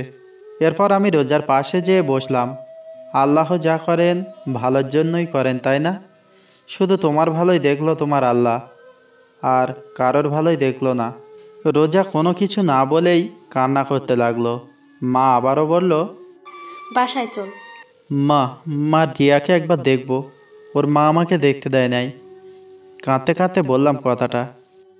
আর কাউকেই দেখতে দিবে না, আর মেয়েদের লাশ আপন লোক ছাড়া পরপুরুষকে দেখতে দেয় না। মার কথাটা শেষ হতেই আমি আর কোনো কথা বললাম না, কারণ এসব নিয়মকানুন আমি জানি। আমার বুক ফেটে কান্না আসতেছে। রিয়াকে শেষবারের মতো দেখতে পারবো না। মার সাথে আমাদের বাসায় আসলাম। কিছুক্ষণ বাসায় বসে অজু করে নামাজে গেলাম। নামাজ শেষে মসজিদের বাইরে এসে দাঁড়ালাম জানাজার জন্য। মসজিদের বাইরে আগে থেকেই রিয়ার লাশ রাখা ছিল। একে একে 3 কাতারে জানাজার নামাজ শুরু হলো। জানাজা শেষে দাফন করার পর আর বাসায় যায়নি। সারাদিন ইমনের সাথেই ছিলাম। রাত 1টার সময় বাসায় আসলাম। ডুপ্লিকেট চাবি দিয়ে ঘরে ঢোকার সাথে সাথেই দেখলাম সবাই হলরুমে বসে আছে। আমি কোনো কথা না বলে সোজা আমার রুমে আসতে যাব, তখনই মা বলল, ভাত খাবি না? না, খিদা নাই বলেই রুমে চলে আসলাম। শুয়ে শুয়ে ভাবছি, রিয়ার মৃত্যুর জন্য কাকে দোষ দিব? আমাকে, রোজাকে, মাকে, নাকি নিজেই দায়ী? রিয়া আমাকে একবারও বোঝার চেষ্টা করলো না। আজ অনেক একা একা লাগছে নিজেকে। এরকম একটা দিন আসবে কোনোদিনও কল্পনাও করতে পারি নাই। কিছুক্ষণ পর রোজা এসে বলল, এই যে শুনছেন? শুনতেছি, বলো। উঠেন তো। কেন? উঠেন তো। এরপর আমি উঠে পিঠের তলায় একটা বালিশ দিয়ে হেলান দিয়ে বসলাম। রোজা ভাত মাখাতে শুরু করলো। আমার মুখের কাছে 1 লোকমা ভাত নিয়ে বলল, হা করুন। আমি চুপচাপ ওর দিকে তাকিয়ে আছি। ও আবারও বলল, কি হলো, হা করুন। তখন না বললাম আমি খাবো না? দেখে মনে হচ্ছে সারাদিন কিছুই খান নাই, আরও আপনার হাতে ব্যথা, খাবেন কি করে? নিন, হা করুন। আমি এইবার একটু জোরে চিল্লিয়েই বললাম, খাবো না বললাম, শুনো নাই? আওয়াজ শুনে মা রুমের ভেতরে আসলো। এসে রোজাকে বলল, তোরা বলছি না ও খাবে না, ওর জন্য তুইও সারাদিন না খাইয়া রয়েছে, তুই খাইয়া ঘুমাইয়া পড়। আর সোহাগ, রোজারে যেন মারা টারা হয় না। কথাগুলো বলেই দরজা আটকে চলে গেল মা। রোজাও ভাত না খেয়ে হাত ধুয়ে বিছনায় শুয়ে পড়ল। কি অদ্ভুত, তাই না? ও আমার জন্য না খেয়ে বসে আছে। রিয়ার কথা ভাবতে ভাবতে ঘুমিয়ে পড়লাম। সকালে রোজার ডাকে ঘুম ভাঙে। চা হাতে নিয়ে দাঁড়িয়ে আছে। চাটা হাতে নিলাম। 1 চুমুক খাওয়ার পরেই রোজা জিজ্ঞাসা করলো, চা কেমন হয়েছে? আমি মাথা নাড়িয়ে ভালো বললাম। আমি নিজেকে অনেক নর্মাল রাখার চেষ্টা করছি, যেন কেউ বুঝতে না পারে আমার ভেতর থেকে কি চলছে। মানুষের ভালো করতে যেয়ে নিজের আপন মানুষকেই হারালাম, আর রোজা পেল আপন মানুষ। আমার কাছে মনে হয় এই রোজার জন্যই সব কিছু হয়েছে। না ওর সাথে আমার দেখা হতো, না ওর জন্য আজ এই দিন দেখতে হতো। রোজা রোজা রোজা, কি করব ওকে? আমার মাথায় আর কিছু কাজ করতেছে না। ফ্রেশ হয়ে নাস্তা না করে বাসা থেকে বের হতে যাব, এরই মধ্যে রোজা আমার সামনে এসে দাঁড়ালো আর বলল, কোথায় যান? নাস্তা করবেন না? না। ও আমার হাত ধরে নাস্তার টেবিলে নিয়ে যেতে লাগলো। আমার এত পরিমাণ রাগ হলো যে ওর গালে ঠাস ঠাস করে 2টা থাপ্পড় দিয়ে দিলাম। রোজা আমার হাত ছেড়ে দিয়ে ছলো ছলো চোখে আমার দিকে চেয়ে আছে। তুই এই বাড়ির বউ, তুই আমার বউ না, এই কথাটা সবসময় মনে থাকে যেন। কথাগুলো বলে চলে আসার সময় মার রুমের দিকে তাকিয়ে দেখি মা আরও আমার দিকে তাকিয়ে রয়েছে।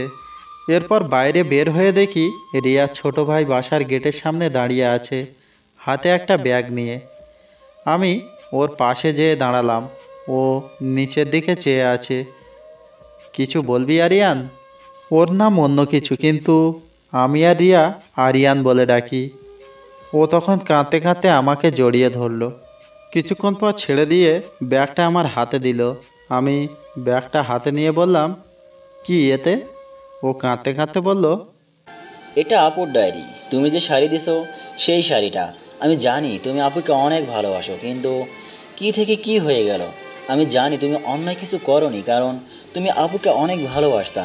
চাইছিলাম ডায়েরিটা আমার কাছে রেখে দেবো, কিন্তু ডায়েরির প্রথম পাতায় লেখা, এই ডায়েরির শুধুমাত্র তোমার ধরাছোঁয়া পড়ার অধিকার আছে, তাই তোমার কাছে এই দিতে আসলাম। আরিয়ানের কথাটা শুনে আমি কি বলবো, আমার মাথায় কিছু আসছে না। আমি ওকে জড়িয়ে ধরে কান্না করতে লাগলাম আর বলতে লাগলাম, তুই আমাকে মাফ করে দিস। আজ আমার জন্য তোর বোন। তুমি কোনো কিছু করো নাই, আমি জানি। কথাটা বলেই দৌড়াতে দৌড়াতে চলে গেল আরিয়ান। পেছন থেকে অনেক ডাক দিয়েছিলাম, কিন্তু ফিরল না। ব্যাগটা হাতে নিয়ে ইমনের বাসায় গেলাম। যেয়ে দেখি ওই এখনও ঘুমে। ডাক দেওয়ার সাথে সাথে উঠে বসলো আর হাসি মুখে বলল, কিরে মামা, এত সকাল সকাল? এমনি আসলাম। সারাটা দিন ওর সাথে ঘুরলাম, কারণ নিজেকে ব্যস্ত রাখার চেষ্টা করছি। রিয়ার কথা যেন মনে না পড়ে। মনে পড়লেই কান্না আসে। কেন ও আমাকে রেখে চলে গেল? ও কি আমাকে একটুও বিশ্বাস করতো না? রিয়ার কথা যেন মনে না পড়ে, তাই নিজেকে ব্যস্ত রাখছি। রাত 11টার দিকে বাসায় আসলাম। দরজায় টোকা দেওয়ার সাথে সাথেই দরজা খুলে দিল। রোজা হয়তো আমার অপেক্ষায় ছিল। ভেতরে ঢুকে রুমের দিকে যাচ্ছিলাম, এরই মধ্যে রোজা বলে উঠল, হাত মুখ ধুয়ে আসুন, আমি টেবিলে ভাত দিচ্ছি। আমি বাইরে থেকে খেয়ে আসছি, এখন আর খাবো না। রোজার দিক তাকিয়ে দেখি ও করুণ চোখে আমার দিকে চেয়ে আছে। রুমে যেয়ে ব্যাগ থেকে ডায়েরিটা বের করে আলমারির ভেতরে রাখলাম, আর শাড়ি টেবিলের উপর রাখলাম। ছাদে এসে বসে আছি। রিয়ার চিঠি আর ডায়েরি আমি এখনও পড়ি নাই, কারণ ভয়ে পড়ি নাই। না জানি কি লিখেছে, হয়তো আমার উপর ওর যত অভিমান আছে সেইটা লিখেছে। চোখ থেকে পানি পড়ছে আর মনে মনে বলছি, রিয়া, কেন তুমি আমাকে একবার বোঝার চেষ্টা করলা না? এই কি তোমার ভালোবাসা রিয়া? আমি এখন একা একা কেমনে থাকবো? জিন্দা লাশ হয়ে বেঁচে আছি আমি। আরও কিছুক্ষণ বসে থেকে রুমে আসলাম। রুমে ঢোকার সাথে সাথে আমার মেজাজটা চরমে উঠে গেল, কারণ রিয়ার শাড়িটা রোজা পরছে। হাসি মুখে রোজা আমার দিকে চেয়ে আছে। আমি ওর সামনে যেয়ে বললাম, এই শাড়িটা তোমাকে কে পরতে বলেছে? রোজা আমার কথার উত্তর না দিয়ে বলল, কেমন লাগছে আমাকে? এইবার আর নিজের রাগটা কন্ট্রোল করতে পারলাম না। ঠাস ঠাস করে থাপ্পড় দিয়ে বললাম, তুই এই শাড়ি পরছিস কেন? ও কাঁদতে কাঁদতে বলল, আমি মনে করছি এটা আমার জন্য আনছেন। তোর জন্য আনবো? কে তুই? কে হোস তুই আমার, যে তোর জন্য আমি শাড়ি কিনে আনবো?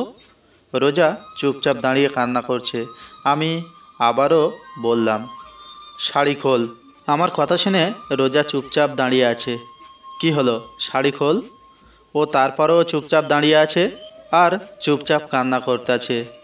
আমি এক প্রকার জোর করে ওর শরীর থেকে শাড়ি খুলে নিলাম। রোজা এখনও দাঁড়িয়ে কান্না করছে। অন্য শাড়ি বের করে ওর দিকে ছুঁড়ে মেরে রিয়ার শাড়িটা টেবিলের উপরে রেখে আমি ঘুমিয়ে পড়লাম। সকালে দরজার কড়া শুনে ঘুম থেকে উঠে দেখি রোজা আমার পার উপর মাথা দিয়ে ঘুমিয়ে আছে। ঘড়িতে তাকিয়ে দেখি 11টা বাজে। তাড়াতাড়ি দরজা খুললাম। দরজা খুলে দেখি মা দাঁড়িয়ে আছে। মা আমাকে ধাক্কা দিয়ে রুমে ঢুকতে ঢুকতে বলল, রোজা কই? মা বিছানার দিকে তাকিয়ে দেখে রোজা শুয়ে রয়েছে। মা রোজার পাশে বসে রোজাকে ডাক দিল। রোজার কোনো সাড়া শব্দ নাই। এটা দেখে অজানা আশঙ্কা ভয় করলো মনের ভেতর। রোজার কোনো কিছু হয়ে গেল না তো? মা তারপর তাড়াতাড়ি ডাক্তারকে ফোন দিল, কারণ রোজা এখনও অজ্ঞান হয়ে পড়ে আছে। মা আমার পাশে এসে বলল, রোজাকে মারছিস? মার কথা শুনে আমি কোনো কিছু বলছি না, চুপচাপ বসে আছি। মা যা বোঝার বুঝে নিয়েছে। মা আবারও বলতে শুরু করলো, আর কত কষ্ট দিবি মেয়েটাকে? 2 দিন না খেয়ে আছে তোর জন্য। যদি কষ্টই দিবি তাহলে কেন ওকে বাঁচাইলি? সোহান যে চলে গেছে তার জন্য নিজে তো কষ্ট পাইতাছিস আর অন্যকেও কষ্ট দিতাছিস। আর কত সোহান, তুই যদি ওকে মেনে না নিস তাহলে এখনই ওকে গলা টিপে মেরে ফেল। মা একটু কান্নাজড়িত কণ্ঠে কথাগুলো বলল। মা রোজার কাছে চলে গেছেন, মানে আমার রুমে, আর আমি হল রুমে বসে আছি। কি করব ভাবতাছি, দরজার কেউ কড়া নাড়ল। দরজা খুলে দেখি ডাক্তার। রোজাকে দেখে বলল, না খাওয়ার কারণে শরীর দুর্বল হয়ে গেছে, তাই অজ্ঞান হয়ে গেছে, কিছুক্ষণের মধ্যে জ্ঞান ফিরে আসবে। কথাগুলো বলেই ডাক্তার চলে গেল। মা রোজার পাশে বসে রোজার মাথায় তেল পানি দিতে লাগলো। আমি পাশে বসে দেখছি কি মায়াবী চেহারা। যে কেউ রোজাকে ভালোবাসতে চাইবে, আমিও ভালোবাসতাম, কিন্তু আমার সবটা জুড়ে আছে শুধু রিয়া। রোজার জ্ঞান ফিরল, চেয়ে দেখে মা আর আমি পাশে বসে আছি। রোজার জ্ঞান ফিরেছে দেখে মা খাবার আনতে গেল। আমি রোজার দিকে চেয়ে আছি আর রোজা আমার দিকে। মা খাবার নিয়ে রুমের ভেতরে ঢুকলো। রোজার পাশে বসে ভাত মাখাতে শুরু করলো। এরই মধ্যে রোজা বলল, আম্মু আমি ভাত খাবো না। কেন খাবি না? মা রোজাকে উদ্দেশ্য করে বলল, না খেয়ে তো মরতে বসেছিলি। তোমার ছেলেও তো না খেয়ে আছে। কে বলেছে যে আমি না খেয়ে আছি? কে বলবে? আমি বসি আমার উপর রাগ করে তো আপনি বাসায় খান না। থাক, ওর সাথে কথা বলা লাগবে না, তুই হা কর মা। মা আমাকে উদ্দেশ্য করে রোজাকে কথাটা বলল। তখন রোজা বলল, না আম্মু আমি খাবো না। তুই না খেলে তো তোর শরীর আরো খারাপ হয়ে যাবে মা। ওনাকে বলেন উনি টাইম টু টাইম বাসায় খাবে আর আমাকে এখন খাওয়ায় দেবে, তাহলে আমি খাবো। রোজা কথাগুলো বলে শেষ করতেই মা আমার দিকে চেয়ে আছে। এরপর মা আমাকে ইশারায় বলল, বাটটা খাইয়া দে। মা আমি পারবো না। চুপচাপ খাইয়া দে, আমি বাইরে থেকে ওষুধ নিয়ে আসতেছি। কথাটা বলেই মা ভাতের প্লেটটা আমার হাতে দিয়ে চলে গেল। আমিও বা আর কী করব, অনিচ্ছা থাকা সত্ত্বেও চুপচাপ খাইয়ে দিতে লাগলাম। এরপর খাওয়া শেষে মা রুমে আসলো। আমি উঠে বাথরুমে চলে গেলাম। বাথরুমে ঢুকে কান পেতে শুনতে লাগলাম বাইরে মা আর রোজা কি কথা বলে। তুই ওর জন্য কেন শুধু শুধু নিজেকে কষ্ট দিস? আম্মু আমার জন্য আজ উনি ওনার ভালোবাসার মানুষের চিরতরে হারায় ফেলছে। কেন শুধু শুধু নিজেকে দোষ দিচ্ছিস? রিয়ার মৃত্যুর জন্য তোর আর সোহানের কোনো হাত নাই, এটা নিয়তি, এটাকে মেনে নিতে হবে। আম্মু ওনার মনে অনেক কষ্ট, কিন্তু উনি প্রকাশ করে না। তা আমি জানি, তার জন্য তুই নিজেকে কষ্ট দিবি না আম্মু, আমি শুধু ওনার কষ্টের ভাগটা নিতে চাই। আস্তে আস্তে সব ঠিক হয়ে যাবে, ধৈর্য ধর। কথাগুলো বলেই মা চলে গেল। আমি বাথরুম থেকে বের হয়ে রোজার পাশে যেয়ে বসলাম। রোজা বলল, কিছু বলবেন? না মানে তোমার যদি কিছু হয়ে যেত? কি আর হতো, মরে যেতাম। চুপ। আমি জানি আপনার সবটা জুড়ে শুধু রিয়া আপু আছে, আমি না। রিয়া আপুর জায়গাটা নিতে চাই না, শুধু আপনার পায়ের নিচে একটু জায়গা দিয়ে, কারণ এইখানে আমার বেহেশত, আমার জান্নাত।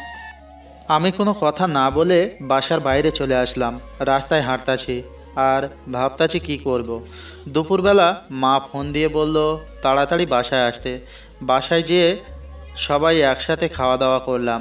রোজার দিকে চেয়ে দেখলাম ওর মুখে প্রাপ্তির হাসি। কিছুক্ষণ বাসায় বসে আবার বাইরে বের হলাম। গন্তব্য ইমনের বাসা। ইমনের বাসায় যেয়ে দেখলাম ইমন নেশা করতেছে। আমিও আগে করতাম একটু একটু, কিন্তু রিয়া আমার জীবনে আসার পর আর কোনো দিন ছুঁয়েও দেখিনি। আজ ইমনকে খেতে দেখে আমারও খেতে ইচ্ছা করলো। ইমনের পাশে বসলাম। কিরে মামা, খাবি? খাই, অনেকদিন তো খাই না। ইমনের সাথে মদ খেতে শুরু করলাম, সাথে গাঁজাও। অনেকদিন পর খাচ্ছি, তাই নেশা পুরো চরমে উঠে গেছে। রাতে 11টায় মা ফোন দিল। মা বলো। কই তুই? এই তো মা, ইমনের বাসায়। তাড়াতাড়ি বাসায় আয়। আসতেছি বলেই ফোন কেটে দিলাম। ইমনকে বললাম একটা গাঁজা আর একটা বিড়ি দে। বিড়িটা নিয়ে বাসায় আসলাম। রোজা আর আমি একসাথে খাবার খেলাম। রোজাকে বললাম তুমি ঘুমাও, আমি কিছুক্ষণ পর আসতেছি বলে ছাদে আসলাম। বিড়িটা জ্বালিয়ে খেলাম, খুব ভালো লাগতেছে এখন। রুমে আসলাম। রুমে এসে দেখি রোজা শুয়ে আছে। ওকে দেখে পুরা হাঙ্গর কোমরটা দেখে আমি এইভাবে কোনোদিন কোনো মেয়েকে দেখিনি। আমি আস্তে আস্তে ওর পাশে গেলাম। ওর সাথে সাথে চোখ খুলে আমার দিকে চেয়ে রয়েছে। আমি ওর গলায় কিস করতে যাব, এরই মধ্যে রোজা বলল, আপনার মুখ থেকে আজ বাজে গন্ধ আসতেছে। কে শোনে কার কথা? আমি ওর গলায় ঘাড়ে কিস করতেছি আর ও নিজেকে ছাড়ানোর চেষ্টা করতেছে। রোজা আমার গালে থাপ্পড় দিয়ে নিজেকে ছাড়িয়ে নিয়ে চিল্লাপাল্লা করে বলল, কি খেয়ে আসছেন? বাজে গন্ধ আসতেছে আপনার মুখ থেকে। আমি পুরা হা। রোজা আমার গালে থাপ্পড় মারল। মাথাটা পুরো ঝিনঝিন করছে। রোজার আওয়াজ শুনে মা দরজায় কড়া নাড়ছে আর বলছে, কি হয়েছে রোজা? দরজা খোল। সোহান, সোহান কি হয়েছে? দরজা খোল। আমি ছলো ছলো চোখে রোজার দিকে চেয়ে আছি আর রোজা মাথা নিচু করে বোবা কান্না করতেছে। দরজার ঠকঠক আওয়াজ বাড়তে লাগলো। দরজার ওপাশে মা আর আব্বু জোরে জোরে বলছে দরজা খুলতে। নিজের প্রতি নিজের ঘৃণা হচ্ছে। দরজার আওয়াজ আরও বাড়তে লাগলো। রোজা দরজা খুলছে না, তাই আমি উঠে দরজা খুললাম। আমি দরজাটা খুলতেই মা তাড়াতাড়ি রুমের ভেতরে চলে গেল আর আব্বু আমাকে জিজ্ঞাসা করলো, কি হয়েছে? আমি কোনো কথা না বলে ছাদে চলে আসলাম। এদিকে মা ঘরে ঢুকে রোজাকে বলল, কি হয়েছে? রোজা কোনো কথা না বলে মাকে জড়িয়ে ধরে কান্না করতে লাগলো। মা বোঝার চেষ্টা করছে আসলে ঘরের ভেতরে কি হয়েছে। রোজার মাথায় হাত বুলাতে বুলাতে আবারও জিজ্ঞাসা করলো, মা কি হয়েছে? রোজা আর কোনো কথা না বলে আরও জোরে জোরে কান্না করতেছে। মা মনে করলো সোহান হয়তো আজ বেশি কিছু করছে, কারণ সোহান আগেও পরেও মারছে, বেশি কথা বলেছে রোজাকে, কিন্তু এমনভাবে কাঁদে নাই। কিন্তু আজ না। মা আর ভাবতে পারছে না। মার অনেক রাগ হচ্ছে সোহানের ওপর। সোহানকে এখন হাতের কাছে পেলে কাঁচা চিবিয়ে খেত। এদিকে আমি ভাবতেছি রোজার সাথে কি করতে যাচ্ছিলাম আমি নেশার ঘরে, কিন্তু তারপরেও রোজা আমার গায়ে হাত দিবে আমি কোনোদিনও ভাবতেও পারি নাই। কিছুক্ষণ পর আস্তে আস্তে নিচে নামতে লাগলাম। রুমে ঢুকে দেখি মা আব্বু হল রুমে বসে আছে। মার রুমের দিকে চেয়ে দেখলাম রোজা মার রুমের বিছনার উপর বসে আমার দিকে চেয়ে কান্না করতেছে। তখন মা আমার সামনে এসে বলল, কি হয়েছে সোহান? কানে কি কম শুনিস? কি হয়েছে বল। আমি কোনো কথা না বলে রুমের দিকে যেতে লাগলাম। তখনই আব্বু আমার ঘাড়ে হাত দিয়ে তার দিকে ঘুরিয়ে ঠাস ঠাস করে 2টা থাপ্পড় মারল। আমি এইবার অবাক হলাম, কেননা আমার আব্বু আমার গায়ে আমার জানা মতে কোনোদিনও হাত দেয় নাই, কিন্তু আজ রোজার জন্য আমার গায়ে হাত দিল। আমাকে মারছে দেখে রোজা রুম থেকে দৌড়ে বের হয়ে আমাকে জড়িয়ে ধরে বলতে লাগলো, আমার স্বামীকে কেউ আমার জন্য মারবেন না। এরপর আমি রোজাকে ছাড়িয়ে নিয়ে বললাম, আজ তোমার জন্য আমার আব্বু আমার গায়ে হাত দিল, আরও কত কি দেখার বাকি আছে আল্লাহই জানে। বলে রুমে চলে আসলাম। আমার পেছন পেছন মা আর রোজা রুমে ঢুকলো। মা আমাকে বলতে লাগলো, দেখ সোহান, এভাবে চলতে থাকলে কেউ ভালো থাকবে না, না তুই না রোজা না আমরা, বাকিটা তোর হাতে। বলেই মা রুম থেকে চলে গেল। রোজা দরজা লক করে আমার পা জড়িয়ে ধরে কান্না করতে লাগলো আর বলতে লাগলো, আমাকে আপনি মাফ করে দিন। বিশ্বাস করেন আমি আপনাকে মারতে চাইনি, আমাকে মাফ করে দিন। বলে হাউমাউ করে কান্না করতে লাগলো। আচ্ছা ঠিক আছে, তুমি ঘুমিয়ে পড়ো। ও তারপরও আমার পা ধরে কান্না করতে লাগলো। আমি রোজাকে ডানা ধরে ওকে উঠিয়ে বললাম, যাও ঘুমিয়ে পড়ো, রাত অনেক হয়েছে। ও যে গালে মারছে ওই গালে আলতো করে হাত দিয়ে বলল, সত্যি মাফ করেছেন তো? আমি ওর হাতটা গাল থেকে সরিয়ে বললাম, মাফ করছি, আর তুমিও আমাকে মাফ করে দিও। আসলে ওই টাইমে একটু নেশা করেছিলাম, তাই তো ওই টাইমে মাথা ঠিক ছিল না। কি, আপনি নেশা করছেন কেন? ভালো লেগেছে করেছি, যাও ঘুমিয়ে পড়ো। কেন করছেন আগে সেটা বলেন। এক কথা কিন্তু বারবার বলতে ভালো লাগে না, যাও ঘুমিয়ে পড়ো। রোজা আর কোনো কথা না বলে মাথা নিচু করে বিছনায় যেয়ে শুয়ে পড়ল, আর আমি রিয়া চিঠিটা বের করে পড়তে লাগলাম। প্রিয় সোহান, তুমি যখন এই চিঠিটা পড়বে তখন হয়তো আমি থাকবো না, চিরদিনের জন্য মিশে যাব মাটির সাথে। আচ্ছা, আমি মরে গেলে তুমি কি কষ্ট পাবে? কষ্ট পাবে, কারণ তুমি আমাকে ভালোবাসো। সত্যিই কি তুমি আমাকে ভালোবাসো সোহান? বড্ড জানতে ইচ্ছে করে। অনেক স্বপ্ন ছিল তোমার বউ হবার, আমার কি পুরা কপাল, স্বপ্নই থেকে গেল। সোহান, একটা মেয়ের সবচাইতে দামি জিনিস কি জানো? মেয়ের স্বামীর ভালোবাসা। আমি চাইলেই তোমাকে আমার করে নিতে পারতাম, কি পারতাম না? কিন্তু একজনের স্বামীকে তার কাছ থেকে কেড়ে নিয়ে নিজেকে সুখী করতে পারবো না। আবার তোমাকে অন্য কারোর সাথে দেখবো, এটাও আমি মেনে নিতে পারবো না। অনেক কথা বলা ছিল তোমাকে, কিন্তু বলার না, কারণ তোমাকে আর কষ্ট দিতে চাই না। আমি কিছুক্ষণ আগে বিষ খেয়েছি, অনেক কষ্ট হচ্ছে আমার সোহান, অনেক কষ্ট হচ্ছে। তোমাকে খুব দেখতে ইচ্ছে করছে সোহান। আচ্ছা সোহান, কবুল বলার সময় তোমার কি একটি বারো আমার কথা কি মনে পড়ে নাই? আজ বড্ড জানতে ইচ্ছে করছে, আজ তোমার কাছ থেকে ভালোবাসা প্রমাণ নিতে ইচ্ছে করছে। আমাকে ক্ষমা করে দিও সোহান, তোমাকে না জানিয়ে চলে যাচ্ছে না ফেরার দেশে। এহকালে তোমাকে পেলাম না তো কি হয়েছে, পরকালে খুব করে চেয়ে নেবো তোমাকে আল্লাহর কাছ থেকে। আচ্ছা সোহান, আমাকে কি তোমার মনে পড়বে কখনো? বড্ড জানতে ইচ্ছে করে। যদি কোনোদিন আমাকে অনুভব করতে মন চায়, তাহলে তখন চোখ বন্ধ করে তোমার হৃৎপিণ্ড বারবার হাত রেখে ওইখানে খুঁজে পাবে আমায়। যদি কোনোদিন আমাকে অনুভব করতে মন চাই তোমার, তাহলে চোখ বন্ধ করে তোমার হৃৎপিণ্ড বরাবর হাত রেখো, ওইখানে খুঁজে পাবে আমায়। এটি তোমার রিয়া। চিঠিটা পড়ে কান্না আসতেছে, অনেক কান্না আসতেছে। বিছনার দিকে চেয়ে দেখি রোজা আমার দিকে চেয়ে আছে আর কান্না করতেছে। রোজাকে বললাম, কান্না কেন করছো? রোজা আমার সামনে এসে হাঁটু ভাঁজ করে আমার সামনে বসলো, আর আমি সোফায় বসা। আর তখনই রোজা আমার হাতটা ধরে বলতে লাগলো, আপনার কষ্টের ভাগটা দেবেন। আমি ছলো ছলো চোখে রোজার দিকে চেয়ে আছি, আর রোজা আমার দিকে চেয়ে আছে উত্তরের আশায়। আমি কোনো কথা না বলে আস্তে সোফার উপর মাথাটা এলিয়ে দিলাম। কখন যে ঘুমিয়ে পড়ছি খেয়ালই করিনি। সকালে ঘুম ভাঙার পর দেখি রোজা আমাকে জড়িয়ে ধরে ঘুমিয়ে আছে। এইটুকু সোফার ওপর কি দুজন ঘুমানো যায়? রোজা আমার শরীরের উপর ঘুমানো, কি মায়াবী চেহারা ওর। ভালোবাসা চায় আমার কাছ থেকে। আমি আদৌ কি রোজাকে ভালোবাসতে পারবো কিনা সন্দেহ হয়। কি অদ্ভুত জীবন আমার, যাকে ভালোবাসলাম তাকে তো পেলাম না, আর যাকে চিনি না জানি না তাকেই পেলাম। কি করব আমি এখন কিছুই ভাবতে পারছি না। অন্ধকার লাগতেছে সব কিছুই। আমার কাছে মনে হচ্ছে আমার জীবনটা এখানেই থেমে গেছে। রোজাকে সরিয়ে দিয়ে ঘুম থেকে উঠে ফ্রেশ হয়ে নাস্তা করে বাইরে বের হলাম। চলতি পথে রিয়ার মার সাথে দেখা। আমার দিকে এমন ঘৃণার চোখে তাকালো, আমি যেন রিয়াকে গলা টিপে মেরে ফেলেছি। রাস্তায় কিছুক্ষণ ঘোরাঘুরির পর দুপুরবেলা বাসায় আসলাম। বাসায় এসে টেবিলে দেখলাম আমার জন্য আমার প্রিয় খাবারগুলা সব রান্না করা দেখে অনেক খুশি হলাম। তাড়াতাড়ি একটু ফ্রেশ হয়ে খেতে বসলাম। খেতে খেতে মাকে বললাম, মা, আজকে রান্নাটা অনেক ভালো হয়েছে।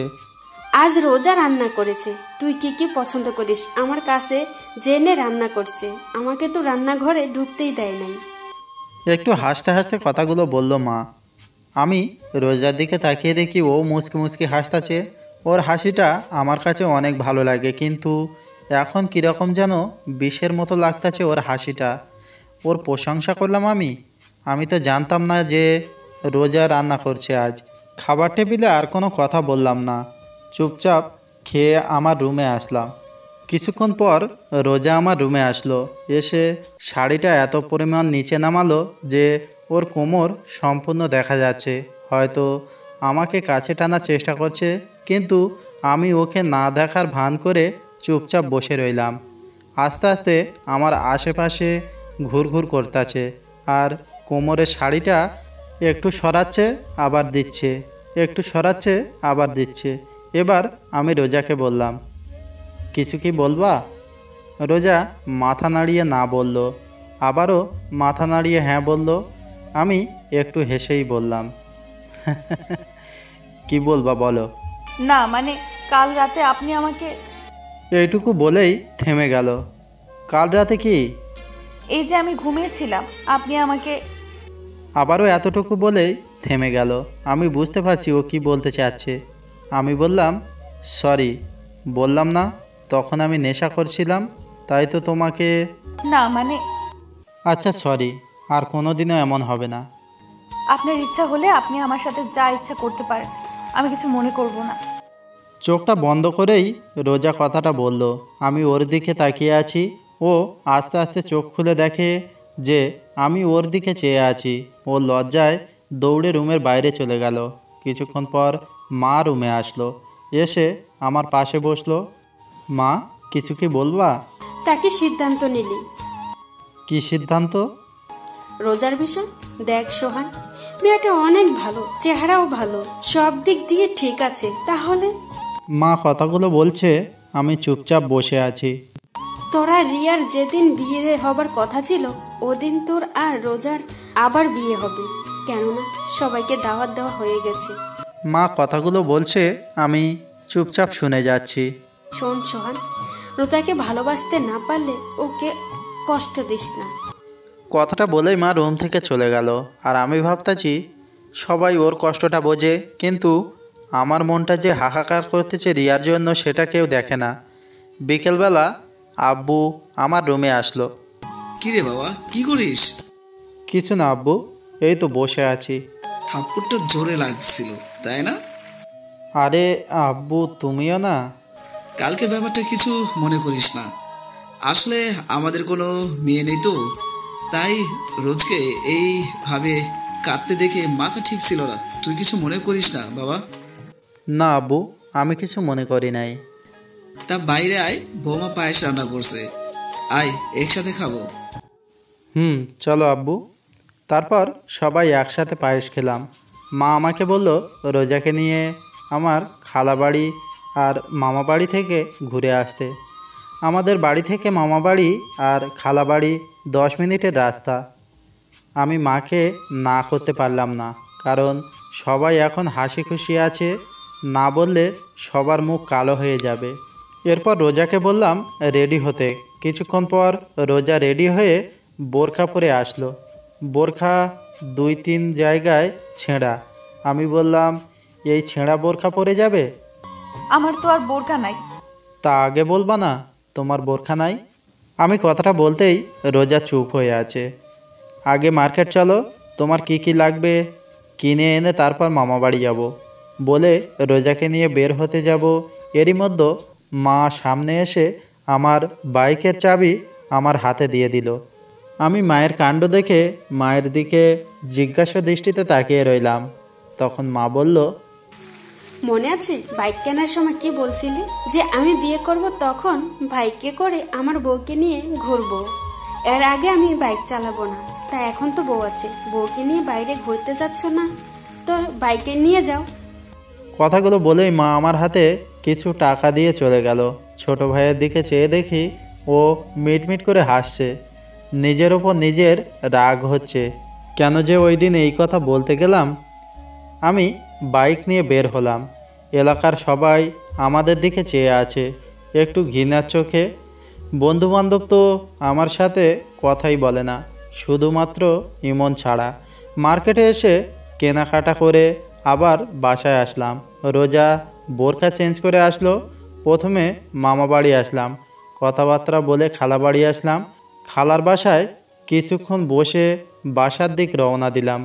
রোজাকে আজ অনেক হাসি খুশি লাগতেছে। রোজা সবার সাথে এমনভাবে কথা বলছে মনে হয় এনারা সবাই রোজার সাথে যুগ যুগ ধরে পরিচয় আছে। বাসায় আসলাম। বাসায় এসে হাত মুখ ধুয়ে বিছনায় শুয়ে শুয়ে ভাবতাছি রিয়ার কথা। রিয়া নামটা শুনে ওকে ভালোবেসে ফেলেছিলাম। রিয়ার কথা আমার মাথা থেকে যায় না। সারাদিন ওকে না মনে পড়লেও রাতে চোখ বন্ধ করার সময় রিয়ার কথা আমার মনে পড়ে। কুড়ে কুড়ে খায় আমাকে রিয়ার সাথে কাটানো স্মৃতিগুলা। রোজা রুমের ভিতরে ঢুকলো আর বলল, আম্মু ভাত খেতে ডাকে। আমার ভালো লাগছে না, পরে খাবো। এই কথা বলার সাথে সাথে রোজা আমার পাশে এসে আমার কপালে হাত দিয়ে বলল, কেন ভালো লাগতেছে না? শরীর ঠিক আছে তো? আমি রোজার হাতটা আমার কপাল থেকে সরিয়ে বললাম, আরে বাবা তেমন কিছু না, এমনি পরে খাবো। রোজা মুখটা কালো করে বাইরে চলে গেল। কিছুক্ষণ পর মা রুমে আসলো, এসে বলল, কি রে, তুই বলে ভাত খাবি না? পরে খাবো বললাম তো রোজাকে। রোজা না খেয়ে আছে, বলছে তুই না খেলে নাকি খাবে না। মা আমার এইসব আগলা ফিরিত কিন্তু ভালো লাগে না। চুপচাপ খেতে আয়। কথাগুলো বলেই মা চলে গেল। আমিও খেতে যাই নাই। আর আমার এইসব আলগা ফিরিত মোটেও ভালো লাগে না। কিছুক্ষণ পর বাইরে থেকে আব্বু ডাকছে ভাত খাইতে। একরাশ রাগ নিয়ে খাবার টেবিলে গেলাম। খাবার খেয়ে রুমে আসলাম। রোজা মার সাথে একটু কাজ করে রুমে আসলো। আমি বিছনায় শুয়ে আছি। রোজা এসে আমার পাশে শুয়ে পড়লো। আমি উপরের দিক চেয়ে আছি আর রোজা আমার দিকে। আমি ওর দিকে ফিরে বললাম, কি হলো, ঘুমাও? রোজা এক ধ্যানে আমার দিকে চেয়ে আছে। ওর মুখের সামনে আঙুল দিয়ে তুড়ি বাজিয়ে বললাম, কি হলো, শুনতে পাও না? কি হয়েছে? বলছিলাম কি এইভাবে তাকিয়ে কি দেখো? আমার স্বামীকে। তা দেখা কি হয়েছে? হইলে ঘুমাও। না, দেখা হয় নাই। তাহলে তুমি দেখো আমি ঘুমাই। আপনি এরকম কেন? কি রকম?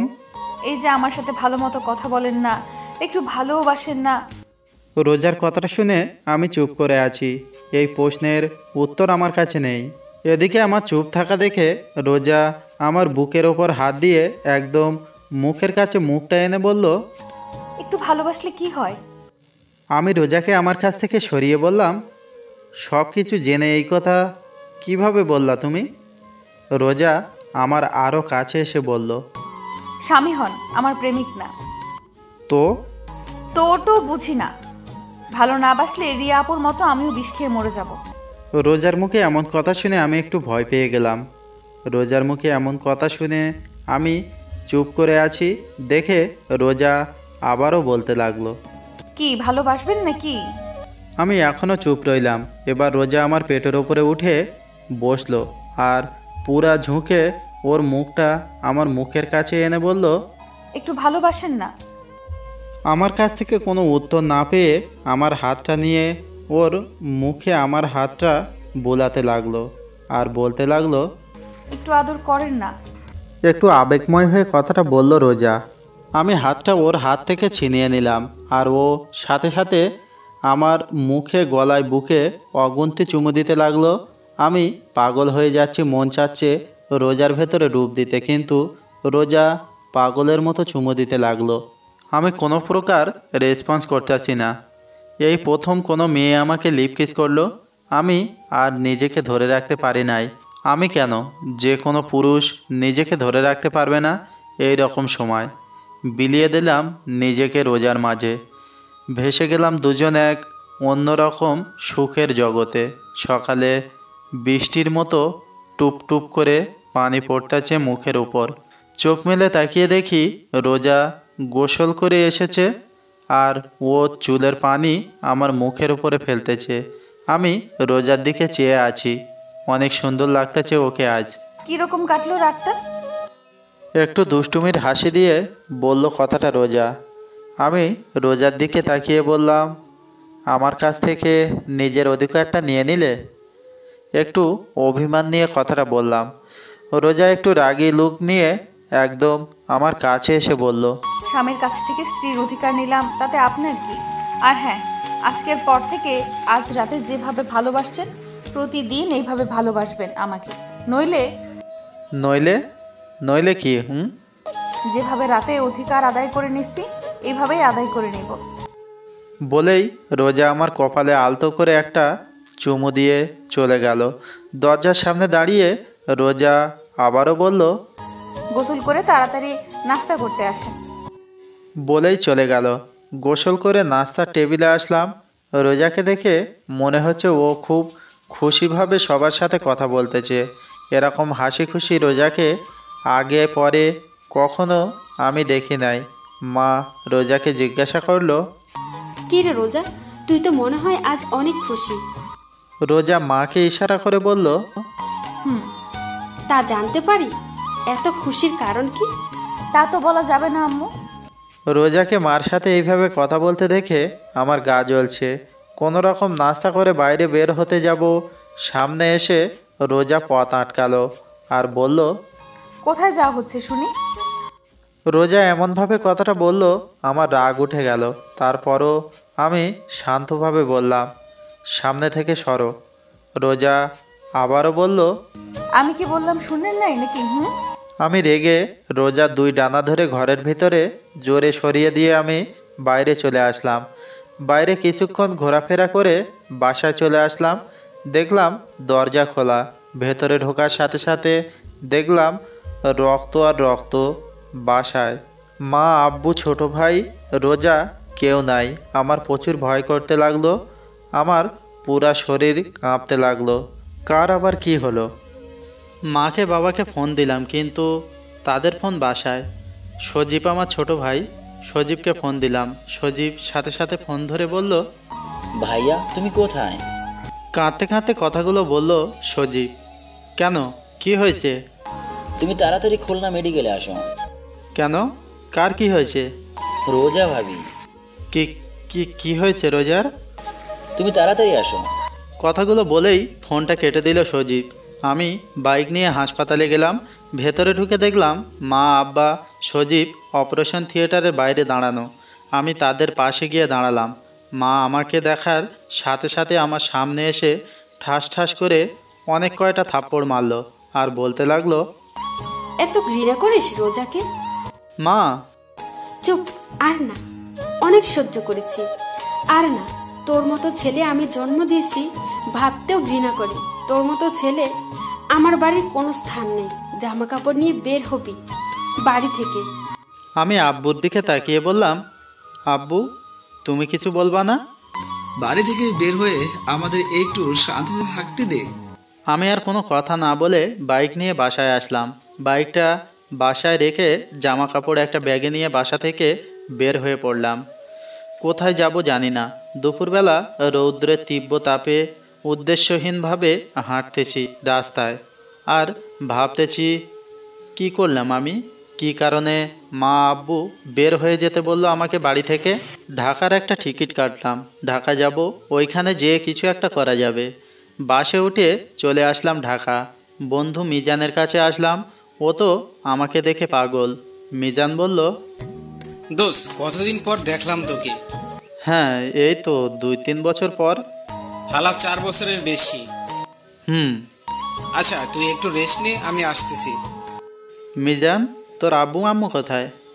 তারা নানা বাড়ি গেছে, 5-6 দিন পর আসবে। বলেই মিজান বাইরে চলে গেল আর আমি ঘুমিয়ে পড়লাম। বিকেলে ঘুম থেকে উঠে খাওয়া দাওয়া করে আমি আর মিজান বাইরে কিছুক্ষণ ঘোরাঘুরি করে বাসায় আসলাম। আমি ছাদে বসে, মিজান এসে পাশে বসলো আর বলল, তা মামা তোমার এই মন খারাপের কারণ জানতে পারি? আমি মিজানকে সব কথা খুলে বললাম। সব শুনে মিজান বলল, তা রোজার কি হয়েছে?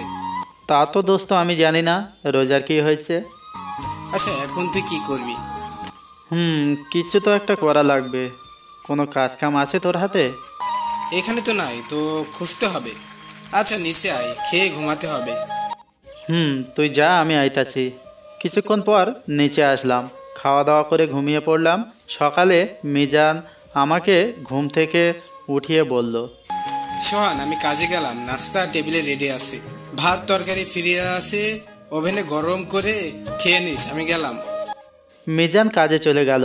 কোনো কাজ কাম নাই, তাই আমি আবারও ঘুমিয়ে পড়লাম। এদিকে অপারেশনের পর রোজাকে কেবিনে দেওয়া হলো।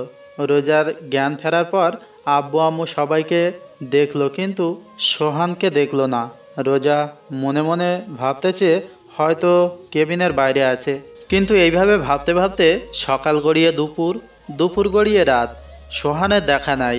রোজার এমন অস্থিরতা দেখে মা জিজ্ঞাসা করলো, কি হয়েছে, এমন করতেছিস কেন? রোজা সহ্য করতে না পেরে কান্না করে দিল। কি রে, কি হয়েছে বলবি তো? মায়ের কথাটা শেষ হতেই রোজা কাঁদতে কাঁদতে বলল, উনি কই? উনি কে? আমার স্বামী। ও সোহান, ও একটা কাজে কিছুদিনের জন্য বাইরে গেছে। মার মুখে কথাটা শুনে রোজা তো অবাক। আমি হাসপাতালে, তারপরও উনি চলে গেছে? মা আর কোনো কথা বলল না, উঠে বাইরে চলে আসলো। আর রোজা মনে মনে ভাবতেছে, আমি হসপিটালে, তারপরও উনি চলে গেছে। আমার চাইতে কাজ বড় ওনার। আসুক উনি, আর কথা বলবো না। ওনার সাথে কিভাবে নিজেকে রোজার মনে মনে অভিমান জমতে থাকে সোহানের প্রতি। এদিকে রাতে মিজান বলল, দোস্ত একটা কাজ আছে, করবি? কি কাজ? ড্রাইভারি। তুই তো ড্রাইভ করতে জানিস। আমি করব। কবে থেকে যাব? সকালে তুই আর আমি যে কথা বলবো, আর বেতন 15 বা 16,000 দিতে পারে। করবি তুই? শখের বসে গাড়ি চালানো শিখেছিলাম, কিন্তু এখন। তারপর ঘুমিয়ে পড়লাম। সকালে যেয়ে কথাবার্তা বলে কাজে লেগে গেলাম। এভাবে দেখতে দেখতে 10 দিন কেটে গেল। সোহান আর রোজার আবার বিয়ে হবার কথা ছিল, কিন্তু সোহান নাই, তাই বিয়েও হয় নাই। রোজা এই 10 দিনে 1000 বারেরও উপর মা আব্বুকে জিজ্ঞাসা করলো সোহানের কথা। উনি কোথায় আছে, কি করে, কবে আসবে ইত্যাদি। সোহানের আব্বু আম্মু কৌশলে এড়িয়ে যায় রোজাকে। রোজা একা একা থাকতে পারছে না, দম বন্ধ হয়ে আসছে রোজার। একটা মুহূর্ত সোহানকে ছাড়া ভাবতে পারছে না রোজা। এইভাবে দেখতে দেখতে আরও 20 দিন কেটে গেল। আর রোজা এই কয়দিনই ভালোভাবে লক্ষ্য করলো যে হাসপাতাল থেকে আসার পরে কাউকে সোহানের সাথে কথা বলতে দেখে নাই ফোনে। এমনকি সোহানের কথা জিজ্ঞাসাও করে না। সবাই যে যার কাজে ব্যস্ত থাকে। তাহলে সোহান কোথায়, আজকে আমার জানতেই হবে সোহান কোথায়। রোজা সোজা সাজিবের রুমে গেল, যে সাজিবকে জিজ্ঞাসা করলো, সজীব, তোমার ভাইয়া কই? ভাইয়া তো একটা কাজে বাইরে গেছে, কদিন পর চলে আসবে। সজীব, তোমার ভাইয়ার কসম, তোমার ভাইয়া কোথায় আমাকে বলো। না মানে ভাবি। সজীব বলো। রোজা একটু রেগে ধমক দিয়ে কথাগুলো বলল। সজীব তখন আমতা আমতা করে বলল, ভাইয়াকে বাসা থেকে বের করে দিয়েছে আব্বু আম্মু। সজীবের মুখে রোজা এমন কথাটা শুনে ধপ করে নিচে বসে পড়ল আর বলল, কেন? তোমার জন্য। আমার জন্য মানে? ওই দিন তোমাকে ধাক্কা দিয়ে ফেলে দিচ্ছিল, তাই তোমার মাথা পেটে রক্ত পড়তেছিল। আমরা তোমাকে হাসপাতালে নিয়ে গেছিলাম। তখন ভাইয়া হাসপাতালে আসে, তখন মা আব্বা তাকে বাসা থেকে বের করে যেতে বলছিল। তখন ভাইয়া চলে যায়। ভাইয়া এখন কোথায় আছে আমরা জানি না। এরপর রোজা হাউ মাউ করে কান্না করতে লাগলো। রোজা চোখ থেকে কান্নার স্রোত বইতে থাকলো। রোজা কান্নার আওয়াজ শুনে সোহানের মা রুমে ঢুকলো। সজীবের দিকে তাকালো। সজীব ইশারায় মাকে বলল, সব বলে দিছি। এরপর মা আস্তে করে রোজার মাথায় হাত রাখলো। রোজা ফুঁপিয়ে ফুঁপিয়ে কাঁদতে কাঁদতে বলল, আম্মু ওই দিন ইনে আমাকে ধাক্কা দেয় নাই, শুধু সরিয়ে দিছে। আমার শাড়ি ওই দিন পায়ে পেঁচিয়ে গিয়েছিল, তার জন্য আমি পড়ে গেছি। সোহানের মা রোজার কথা শুনে নিশ্চুপ, কি বলবে কিছু বুঝতে পারছে না। সে তো ভাবছে রোজা সোহানকে দেখতে পারে না, ঘৃণা করে, তাই ওই দিন ধাক্কা দিয়ে ফেলে দিয়েছিল। ওই দিন রোজাকে সোহান সরিয়ে দেওয়ার কারণে রোজার পায়ে রোজার শাড়ি পেঁচিয়ে যায় আর রোজা পড়ে যায়। মারাত্মকভাবে আঘাত হয় রোজার, তাই অনেক রক্তক্ষরণও হয়। এত রক্ত দেখে সোহানের মা ভয় পেয়ে যায়। লজ্জা, ঘৃণা, রাগে, অভিমানে ওই দিন সোহানকে বাড়ি থেকে বের হয়ে যেতে বলে সোহানের মা, সাথে সোহানের আব্বুও। কিন্তু সোহান সত্যি চলে যাবে এটা তারা ভাবতেও পারেনি। তারপর যখন চলে গেছে তাদের এক বিন্দুও আফসোস হয় নাই সোহানের জন্য, কিন্তু এখন হচ্ছে আফসোস রোজার কথা শুনে। কেন যে ওই দিন সোহানকে যেতে বলল। সোহানের মা রোজার মাথায় হাত বুলাতে বুলাতে বলল, চলে আসবে সোহান। মা কথাটা বলল, কিন্তু রোজা অনবরত কান্না করতেছে। রোজা ফুঁপিয়ে ফুঁপিয়ে কান্না করতে লাগলো আর বলতে লাগলো, আম্মু আমি ওনার জীবনে আসার পর উনি কষ্ট ছাড়া আর কিছুই পায় নাই। তুই শুধু শুধু নিজেকে দোষ দিচ্ছিস। না আম্মু, আমার কারণে ওনার ভালোবাসার মানুষকে হারালে আমার কারণে আজ উনি ওনার পরিবার ছাড়া। আম্মু আপনার পায়ে পড়ি, আমার কাছে আমার স্বামীর আইনা দেন আম্মু। রোজার এইভাবে কান্না করতে দেখে সোহানের মারও কান্না চলে আসে। সোহানের মা কান্না করতে করতে বলল, তোর স্বামীরা যেভাবে হোক তোর কাছে এনে দেবো মা, তুই একদম ভেঙে পড়বি না। রোজার আজ অনেক কষ্ট হচ্ছে, মনে মনে ভাবছে কি দিলাম আমি ওনাকে, ওনারে কিছু দেওয়ার আগেই ওনার কাছ থেকে অজান্তে সব কিছু কেড়ে নিলাম। অন্যদিকে সোহানের আব্বু আম্মু ছোট ভাই খোঁজ খবর শুরু করে দিয়েছে সোহান কোথায় আছে, কিন্তু তারা সোহানের কোনো খবর পায় নাই। সোহানের সব বন্ধু বান্ধবের কাছে গিয়েছিল, কিন্তু তারাও কেউ সোহানের খবর জানে না। সোহানের আব্বু আম্মু সারাদিন খোঁজে, রাতে বাসায় আসলো, দরজায় কড়া নাড়ল, সাথে সাথে রোজা দরজা খুলল। আজ সারাদিন রোজা দরজার পাশে বসেছিল কখন নিয়ে আসবে সোহানকে আব্বু আম্মু, কিন্তু দরজা খুলে সোহানের আব্বু আম্মুর মুখ কালো দেখে রোজা কান্না করতে লাগলো আর বলতে লাগলো, আম্মু আমার স্বামী কই? মা কি বলবে, তার কাছে কোনো উত্তরই নাই। তারপরও কোনো রকমভাবে রোজাকে বলল, দেখ মা, তুই কোনো চিন্তা করিস না, আমি যেভাবে হোক তোর স্বামীকে তোর কাছে ফিরিয়ে দেব। এরপর রোজা মাকে জড়িয়ে ধরে কান্না করতে লাগলো। আম্মু আমি এত কষ্ট সইতে পারতেছি না, ওনারে ছাড়া আমার দম বন্ধ হয়ে আসে। আর তখনই মা রোজাকে বলল, একটু ধৈর্য ধর। আর কত আম্মু, এতদিন তোমরা আমারে কেন মিথ্যা বলছো যে উনি কাজে গেছে? তুই অসুস্থ ছিল আর আমি জানি তুই সোহানকে ভালোবাসিস। তুই যদি জানতি সোহান চলে গেছে তাহলে তুই কষ্ট পাবি, ভেঙে পড়বি, তাই বলিনি। কিন্তু আমি তোকে ওয়াদা করতেছি সোহানকে তোর কাছে এনে দেব যেভাবে হোক। এদিকে আমি একটা আলাদা রুম নিয়ে নিয়েছি, এখন একা একা থাকি। মাঝে মাঝে মিজান এসে দেখা করে যায়। আমি সকাল 10টায় কাজে যাই আর বিকাল 4 থেকে 5টায় বাসায় আসি। এসে রান্নাবান্না করে একটু বাইরে ঘোরাঘুরি করি, তারপর খাওয়া দাওয়া করে ঘুম। রিয়ার কথা আমার অনেক মনে পড়ে, রোজার কথাও মনে পড়ে। রাতে ঘুমানোর সময় রোজার সাথে আমার বিয়ে হবার পর ওর এক একটা রাত আমার আলাদাভাবে কাটছে। কোনো দিন রোজা রাগ করে থাকতো, কোনো দিন কান্না করতো, কোনো দিন জড়িয়ে ধরে শুয়ে থাকতো, কোনো দিন আবার অভিমান করত। আবার একদিন রাতে অনেক ভালোবাসা দিছিল আমাকে রোজা। জানি না ওই দিন রোজার কি হয়েছিল, বেঁচে আছে নাকি মারা গেছে তাও জানি না। মাঝে মাঝে ফোনটা অন করতে মন চায়, মা আম্মুর সাথে কথা বলতে মন চায় এক্ষুনি বাড়ি যাই। কিন্তু যখনই বাড়ি যেতে মন চায় তখনই আব্বুর এই কথা মনে পড়ে যায়, আমাদের একটু শান্তিতে থাকতে দে। তারা কি বোঝে না তাদের ছেড়ে থাকতে আমার কত কষ্ট হয়, কত খারাপ লাগে। কাউকে কিছু বলতেও পারি না, সইতেও পারি না। এভাবে দেখতে দেখতে আরও 1 মাস কেটে গেল। অন্যদিকে অনেক খোঁজ করছে সোহানকে সোহানের আব্বু আম্মু, কিন্তু কোথাও সোহানকে পায় নাই। রোজা খাওয়া দাওয়া ধরতে গেলে ছেড়েই দিয়েছে। একবেলা খায় তো দুবেলা খায় না, তাও সোহানের মার জোরাজুরিতে খায়। ঠিকমতো ঘুমও আসে না ওর, কাঁদতে কাঁদতে রাত পার করে। চোখের নিচে দেখে মনে হয় কেউ পাতিল থেকে কালি নিয়ে লাগিয়ে দিয়েছে চোখের নিচে। রোজার এমন অবস্থা সইতে পারে না সোহানের মা।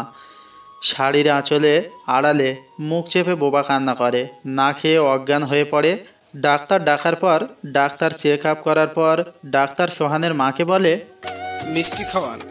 মানে আপনি দাদি হতে চলেছেন। মা আব্বু এই কথা শুনে খুশিতে কান্না করে দিল। রোজার গান ফোরার পর রোজার জন্য খাবার আনলো মা। ভাত মাখাতে মাখাতে মা বলল, এখন থেকে আর না খেয়ে থাকবি না, কারণ এখন আর তুই একা না, বুঝলি? মানে আম্মু, আর আমি এখন ভাত খাবো না? চুপচাপ খা, নইলে আমার দাদুভাই কষ্ট পাবে। দাদুভাই মানে? আরে পাগল, তোর গর্বে তোর স্বামীর সন্তান। এরপর রোজার পেটের ওপরে হাত দিয়ে অবাক চোখে সোহানের মার দিকে চেয়ে আছে। সোহানের মা ইশারায় মাথা নাড়িয়ে রোজাকে হ্যাঁ বলল। রোজা ডুকরে কেঁদে উঠল। সোহানের মা বাম হাত দিয়ে রোজাকে জড়িয়ে ধরে বলল, এখন থেকে আর তুই নিজেকে নিজে কষ্ট দিবি না। এখন তোর ভিতরে কিন্তু ছোট্ট সোহান বড় হচ্ছে। রোজা অনবরত কান্না করতেই আছে। আস্তে আস্তে রোজাকে ভাত খাওয়ানোর পর রোজাকে শুয়ে দিয়ে সোহানের মা চলে আসলো। রোজা বিছনায় শুয়ে শুয়ে একা একা ভাবতেছে, কোথায় আপনি? আমার কথা কি আপনার মনে পড়ে না? আমি কি করছি? আমাকে এইভাবে কেন কষ্ট দেন? আমারও নিয়ে যাইতেন আপনার সাথে। আমার ভালো লাগে না আপনারে ছাড়া। আপনি কেন বোঝেন না? পাগলের মতো একা একা কথা বলতে থাকে রোজা। এভাবে দেখতে দেখতে আরও 1 মাস চলে গেল। রোজা এখন নিজেকে একটু শক্ত করেছে, কারণ তার স্বামীর সন্তান তার গর্ভে। বিয়ার পর সোহানকে কিছুই দিতে পারেনি রোজা, তাই সোহান যেদিন আসবে সেদিন সোহানের সন্তান দেবে। সোহানের মা সারাদিন রোজার আশেপাশে থাকে, রোজার কোনো কাজ করতে দেয় না। রোজা কখন কি প্রয়োজন রোজার বলার আগে এনে দেয়, কিন্তু সোহানকে এনে দিতে পারল না। সোহানের মা অনেক কবিরাজের কাছে গেছে সোহানকে ফিরিয়ে আনার জন্য। কবিরাজেরা অনেক তাবিজ টাবিজ দিয়েছে, কিন্তু তাতে কোনো কাজ হয় নাই। রিয়ার আম্মু কীভাবে সোহানের বিয়েটা হয়েছে সেটা জানার পর রোজাকে দেখতে আসছিল। উনি ওনার ভুলটা বুঝতে পারে যে এই বিয়েতে সোহানের কোনো মত ছিল না। শুধু সোহান না, সোহানের আব্বু আম্মুর জন্য দয়া করে বিয়েটা করেছে। রোজা এতিম জেনে রোজাকে রিয়ার স্থান দেয় রিয়ার মা। রোজাকে মেয়ে হিসেবে মেনে নেয় রিয়ার মা। রিয়ার মা সোহানের আম্মুকে বলে, সোহান যেদিন আসবে তার পরদিনই রোজাকে আমাদের বাড়ি থেকে অনুষ্ঠান করে উঠিয়ে দেবে সোহানের ঘরে। একটু হলেও শান্তি বিরাজ করছিল সোহানের ঘরে, কিন্তু এদিকে সোহান কাজে যায় আর খায় দায় ঘুমায়। এখন রিয়ার চাইতে রোজাকে বেশি মনে পড়ে, কেন জানি না। মন চায় রোজার কাছে যাইতে, মাঝে মাঝে মনে হয় রোজা আমাকে ডাকতেছে। কি মনে করে আজ ফোনটা অন করলাম, হাজার হাজার SMS মিস কল। মা, আব্বু, সজীব, ইমন, আরও কিছু বন্ধুদের মিস কল আছে। খুব বেশি অবাক হলাম রিয়ার মার মিস কল দেখে। ফোনটা হাতে নিয়ে এসব SMSগুলা দেখতেছিলাম। এরই মধ্যে সজীবের ফোনটার দিকে এক ধ্যানে তাকিয়ে আছি। দেখতে দেখতে ফোনটা কেটে গেল, ধ্যানটাও ভেঙে গেল। আবার ফোন সজীবের, রিসিভ করলাম। হ্যালো ভাইয়া, তুমি কোথায়? আমি নিচ্ছুপ, কোনো কথা বলছি না। সজীব হ্যালো হ্যালো বলেই যাচ্ছে। মা মা মা, ভাবি ভাবি, ও ভাবি। কি হয়েছে? ফোনের ওপাশ থেকে কথাগুলো শুনে ফোনটা কেটে দিলাম। কেন জানি না মার কণ্ঠস্বরটা শুনে মনটায় কীরকম একটা শান্তি লাগতেছে। ফোনটা অফ করে ঘুমিয়ে পড়লাম। এদিকে সোহানের ফোন অন পেয়ে সজীব অনেক খুশি হয়, কিন্তু সজীবের খুশি মাটি চাপা পড়ে যায় সোহানের ফোন কেটে দেওয়াতে। সজীবের সামনে মা ভাবি দাঁড়িয়ে আছে, জিজ্ঞাসা দৃষ্টিতে তাকিয়ে আছে সজীবের দিকে। সজীব শান্তভাবে বলল, ভাইয়ার ফোন অন পাইছিলাম, ফোন ধরে হ্যাঁ বলেই কেটে দিল, এখন ফোন বন্ধ বলতেছে। সজীবের মুখে কথাগুলো শুনে রোজা মুখটা আড়াল করে কান্না করে দৌড়াতে দৌড়াতে রুমে চলে গেল। বিছনার উপরে লাফ দিয়ে শুয়ে কান্না করতে লাগলো। সোহানের মা দরজার আড়াল থেকে দাঁড়িয়ে রোজার কান্না দেখা ছাড়া যে তার আর কিছুই করার নাই। রিয়ার আব্বু আম্মু, সোহানের আব্বু আম্মু, সজীব, সোহানের কিছু খালাতো ভাই মিলে সোহানকে খুঁজলো, কিন্তু কোথাও পেল না। খুঁজলো বলতে সোহানের সব বন্ধুদের বাসায়, আরও টুকটাক জায়গায়। রাতে সবাই বাসায় আসলো খালি হাতে। দরজা খুলে যখন দেখে সোহান নাই, নিমেষেই মুখটা অন্ধকার হয়ে যায় রোজার। এভাবে দেখতে দেখতে আরও কিছুদিন কেটে গেল। একদিন সকালে ইমন আসলো সোহানের বাসায়, দরজায় কড়া দিয়ে দাঁড়িয়ে আছে। সোহানের আম্মু এসে দরজা খুলল। ইমনকে দেখেই বলল, আরে ইমন, আয় ভিতরে আয়। ইমন ভেতরে যেয়ে বসলো। তুই বস, আমি চা নিয়ে আসি। না খালা, চা খাবো না, একটু আগে খেয়েছি। আগে বলেন, সোহানের কোনো খোঁজ পাইলেন? না, এখনো কোনো খোঁজ খবর পাই নাই। তুই জানিস সোহান কোথায়? জানি না কোথায় আছে, কিন্তু কার কাছে আছে সেটা জানি। ইমনের কথা শুনে মার চোখ ভিজে উঠল। মা ভেজা চোখে ইমনকে জিজ্ঞাসা করলো, কার কাছে আছে আমার সোহান? খালা, মিজান থাকতো না আপনাদের বাসার বাসায়? আমার মনে হয় সোহান ওর কাছে আছে, কেননা এই দেখেন মিজান আর সোহানের একটা ফটো ফেসবুকে মিজান ছাড়ছে। সোহানের মা এক ধ্যানে ছবিটার দিকে তাকিয়ে আছে। ফোনটা হাতে নিয়ে রোজা রুমে গেল সোহানের মা। যে দেখে রোজা বিছনায় শুয়ে শুয়ে পেটের উপরে হাত দিয়ে কান্না করতেছে। রোজা সোহানের মাকে দেখে বৃথা চেষ্টা করলো চোখের পানি আড়াল করার। সোহানের মা রোজার পাশে বসে ফোনটা দেখিয়ে বলল, এই দেখ তোর স্বামী। রোজা চুপচাপ ছবিটার দিকে তাকিয়ে আছে। ফোনটা সোহানের ছবির উপরে হাত দিয়ে সোহানকে অনুভব করতে লাগলো, আর চোখ থেকে তো অনবরত পানি পড়তেই আছে। তুই আর কান্না করবি না, তোর স্বামীরা তোর কাছে 2 দিনের মধ্যে এনে দিব। আম্মু আমি এখনই যাবো ওনার কাছে। এতদিন ধৈর্য ধরছিস, আর 2টা দিন মা, একটু ধৈর্য ধর। এই কথা বলে ফোনটা ইমনের কাছে দিল আর কিছুক্ষণ ইমনের সাথে কথা বলল মা। তারপর ইমন চলে গেল। কিছুক্ষণ পর সোহানের আব্বু বাসায় আসলো। আসার সাথে সোহানের আম্মু জিজ্ঞাসা করলো, পাশের বাসা রেহানারা থাকতে মনে আছে? মনে থাকবে না কেন? মিজানের আম্মু কথা বলছো তো? তারা তো 4 বছর আগে এখান থেকে চলে গেছে, তো এখন কি? আমাদের সোহান ওখানে। কি? তোমার ডায়েরিতে নাম্বার আছে, ফোন দাও রোহানকে। তুমি জানলে কেমন করে? আর ওরাতে ঢাকা থাকে? এত কথা বলার সময় নাই, তুমি নাম্বার বের করে ফোন দাও। আর আমি জানি ওরা ঢাকা থাকে, তার জন্য সচিব গেছে টিকিট কাটতে। তুমি শুধু ফোন দিয়ে জিজ্ঞাসা করো ঢাকা কোথায় থাকে সোহান। মিজানের মায়ের সাথে কথাবার্তা বলে রওনা হলো ঢাকার উদ্দেশ্যে। সোহানের আব্বু আম্মু, সজীব আর রোজাও যাচ্ছে ঢাকায়। সারাটা পথ রোজা কান্না করতেছিল, কিন্তু ওর মুখে এক অদ্ভুত রকমের তৃপ্তি ছিল। সকাল 8টায় দরজায় অনেক জোরে ধাক্কাধাক্কির আওয়াজ শুনে ঘুম ভাঙল। ঘুম ঘুম চোখে দরজা খোলা মাত্রই কেউ একজন জাপটে ধরে জড়িয়ে ধরল। সামনের দিক তাকিয়ে দেখি মা, আব্বু, সজীব দাঁড়িয়ে আছে আর রোজা আমাকে জড়িয়ে ধরে কান্না করতে লাগলো। রোজাকে নিজের থেকে ছাড়িয়ে নিতে যাব, তখনই মা ইশারায় বলল ওকে রুমে নিয়ে যেতে। রোজার কানের কাছে মুখ নিয়ে বললাম, ছাড়ো, সবাই দেখতেছে তো। রোজা কোনো কথা বলতেছে না, আমাকে জড়িয়ে ধরে কান্না করতেছে। রোজাকে জড়িয়ে ধরা অবস্থায় রুমে নিয়ে আসলাম। ওকে বিছনায় বসাতে যাব, রোজা আরও আমাকে ঘুরিয়ে বিছনায় ফেলে আমার বুকে মাথা রেখে কান্না করতেছে। ওর এমন কান্না দেখে নিজের কাছে নিজেকে অনেক খারাপ লাগতেছে। আমি রোজাকে বললাম, কান্নাটা থামাও, আমার শার্ট ভিজে যাচ্ছে। রোজা আমার কথায় কোনো উত্তর না দিয়ে আমাকে আরও জোরে জড়িয়ে ধরে কান্না করতে লাগলো। রোজা প্লিজ কান্নাটা থামাও। রোজা কোনো কথা না বলে আমার হাতটা ওর পেটের ওপরে রাখলো। ছলো ছলো চোখে আমার দিকে তাকিয়ে আছে রোজা। আমার বুঝতে বাকি নেই রোজা পেটের ওপরে হাত দিয়ে কি বোঝাতে চাচ্ছে। আমি খুশিতে ওর কপালে একটা গভীর চুমু খাই। এরপর রোজা চোখ বুজে আরও শক্ত করে জড়িয়ে ধরলো আমায়। কিছুক্ষণ পর রোজা ঘুমিয়ে পড়েছে আমার বুকে। মা দরজার সামনে দাঁড়িয়ে আমাকে ডাকতেছে। উঠতে যাব, এরই মধ্যে মা রুমে ঢুকলো। রোজা এখনও আমাকে জড়িয়ে ধরে ঘুমিয়ে আছে। উঠতে যাব, এরই মধ্যে মা বলে উঠল, থাক, ওঠা লাগবে না, শুয়ে থাকবি। এরপর রোজার মাথায় হাত বুলাতে বুলাতে মা বলল, কতদিন পর মেয়েটাকে একটু শান্তিতে ঘুমাতে দেখলাম। তুই চুপচাপ শুয়ে থাক, ওর ঘুম ভাঙলে উঠিস। মা এই কথা বলে বাইরে থেকে দরজা লাগিয়ে চলে গেল। আমি পলকহীনভাবে তাকিয়ে আছি রোজার দিকে। কত বদলে গেছে মাত্র কয়েক মাসে। ওর চোখে মুখে আগের মতো সেই মায়া নেই, কিন্তু কষ্টের ছাপ স্পষ্ট। ও এমনভাবে আমার বুকের উপর মাথা দিয়ে শুয়ে আছে যে আমি নড়াচড়া করতেও পারছি না। এমনভাবে আমার বুকের উপর মাথা রেখে আছে। দুপুরবেলা রোজার ঘুম ভাঙলো। বুক থেকে মাথাটা তুলে আমার দিকে ঘুম ঘুম চোখে তাকিয়ে আবারও কান্না করে দিল। রোজার চোখের পানিটি মুছে দিয়ে বললাম, কি হয়েছে, কাঁদছো কেন? ও কোনো কথা না বলে শক্ত করে জড়িয়ে ধরে বুকের ওপর মাথা রেখে কান্না করতেছে।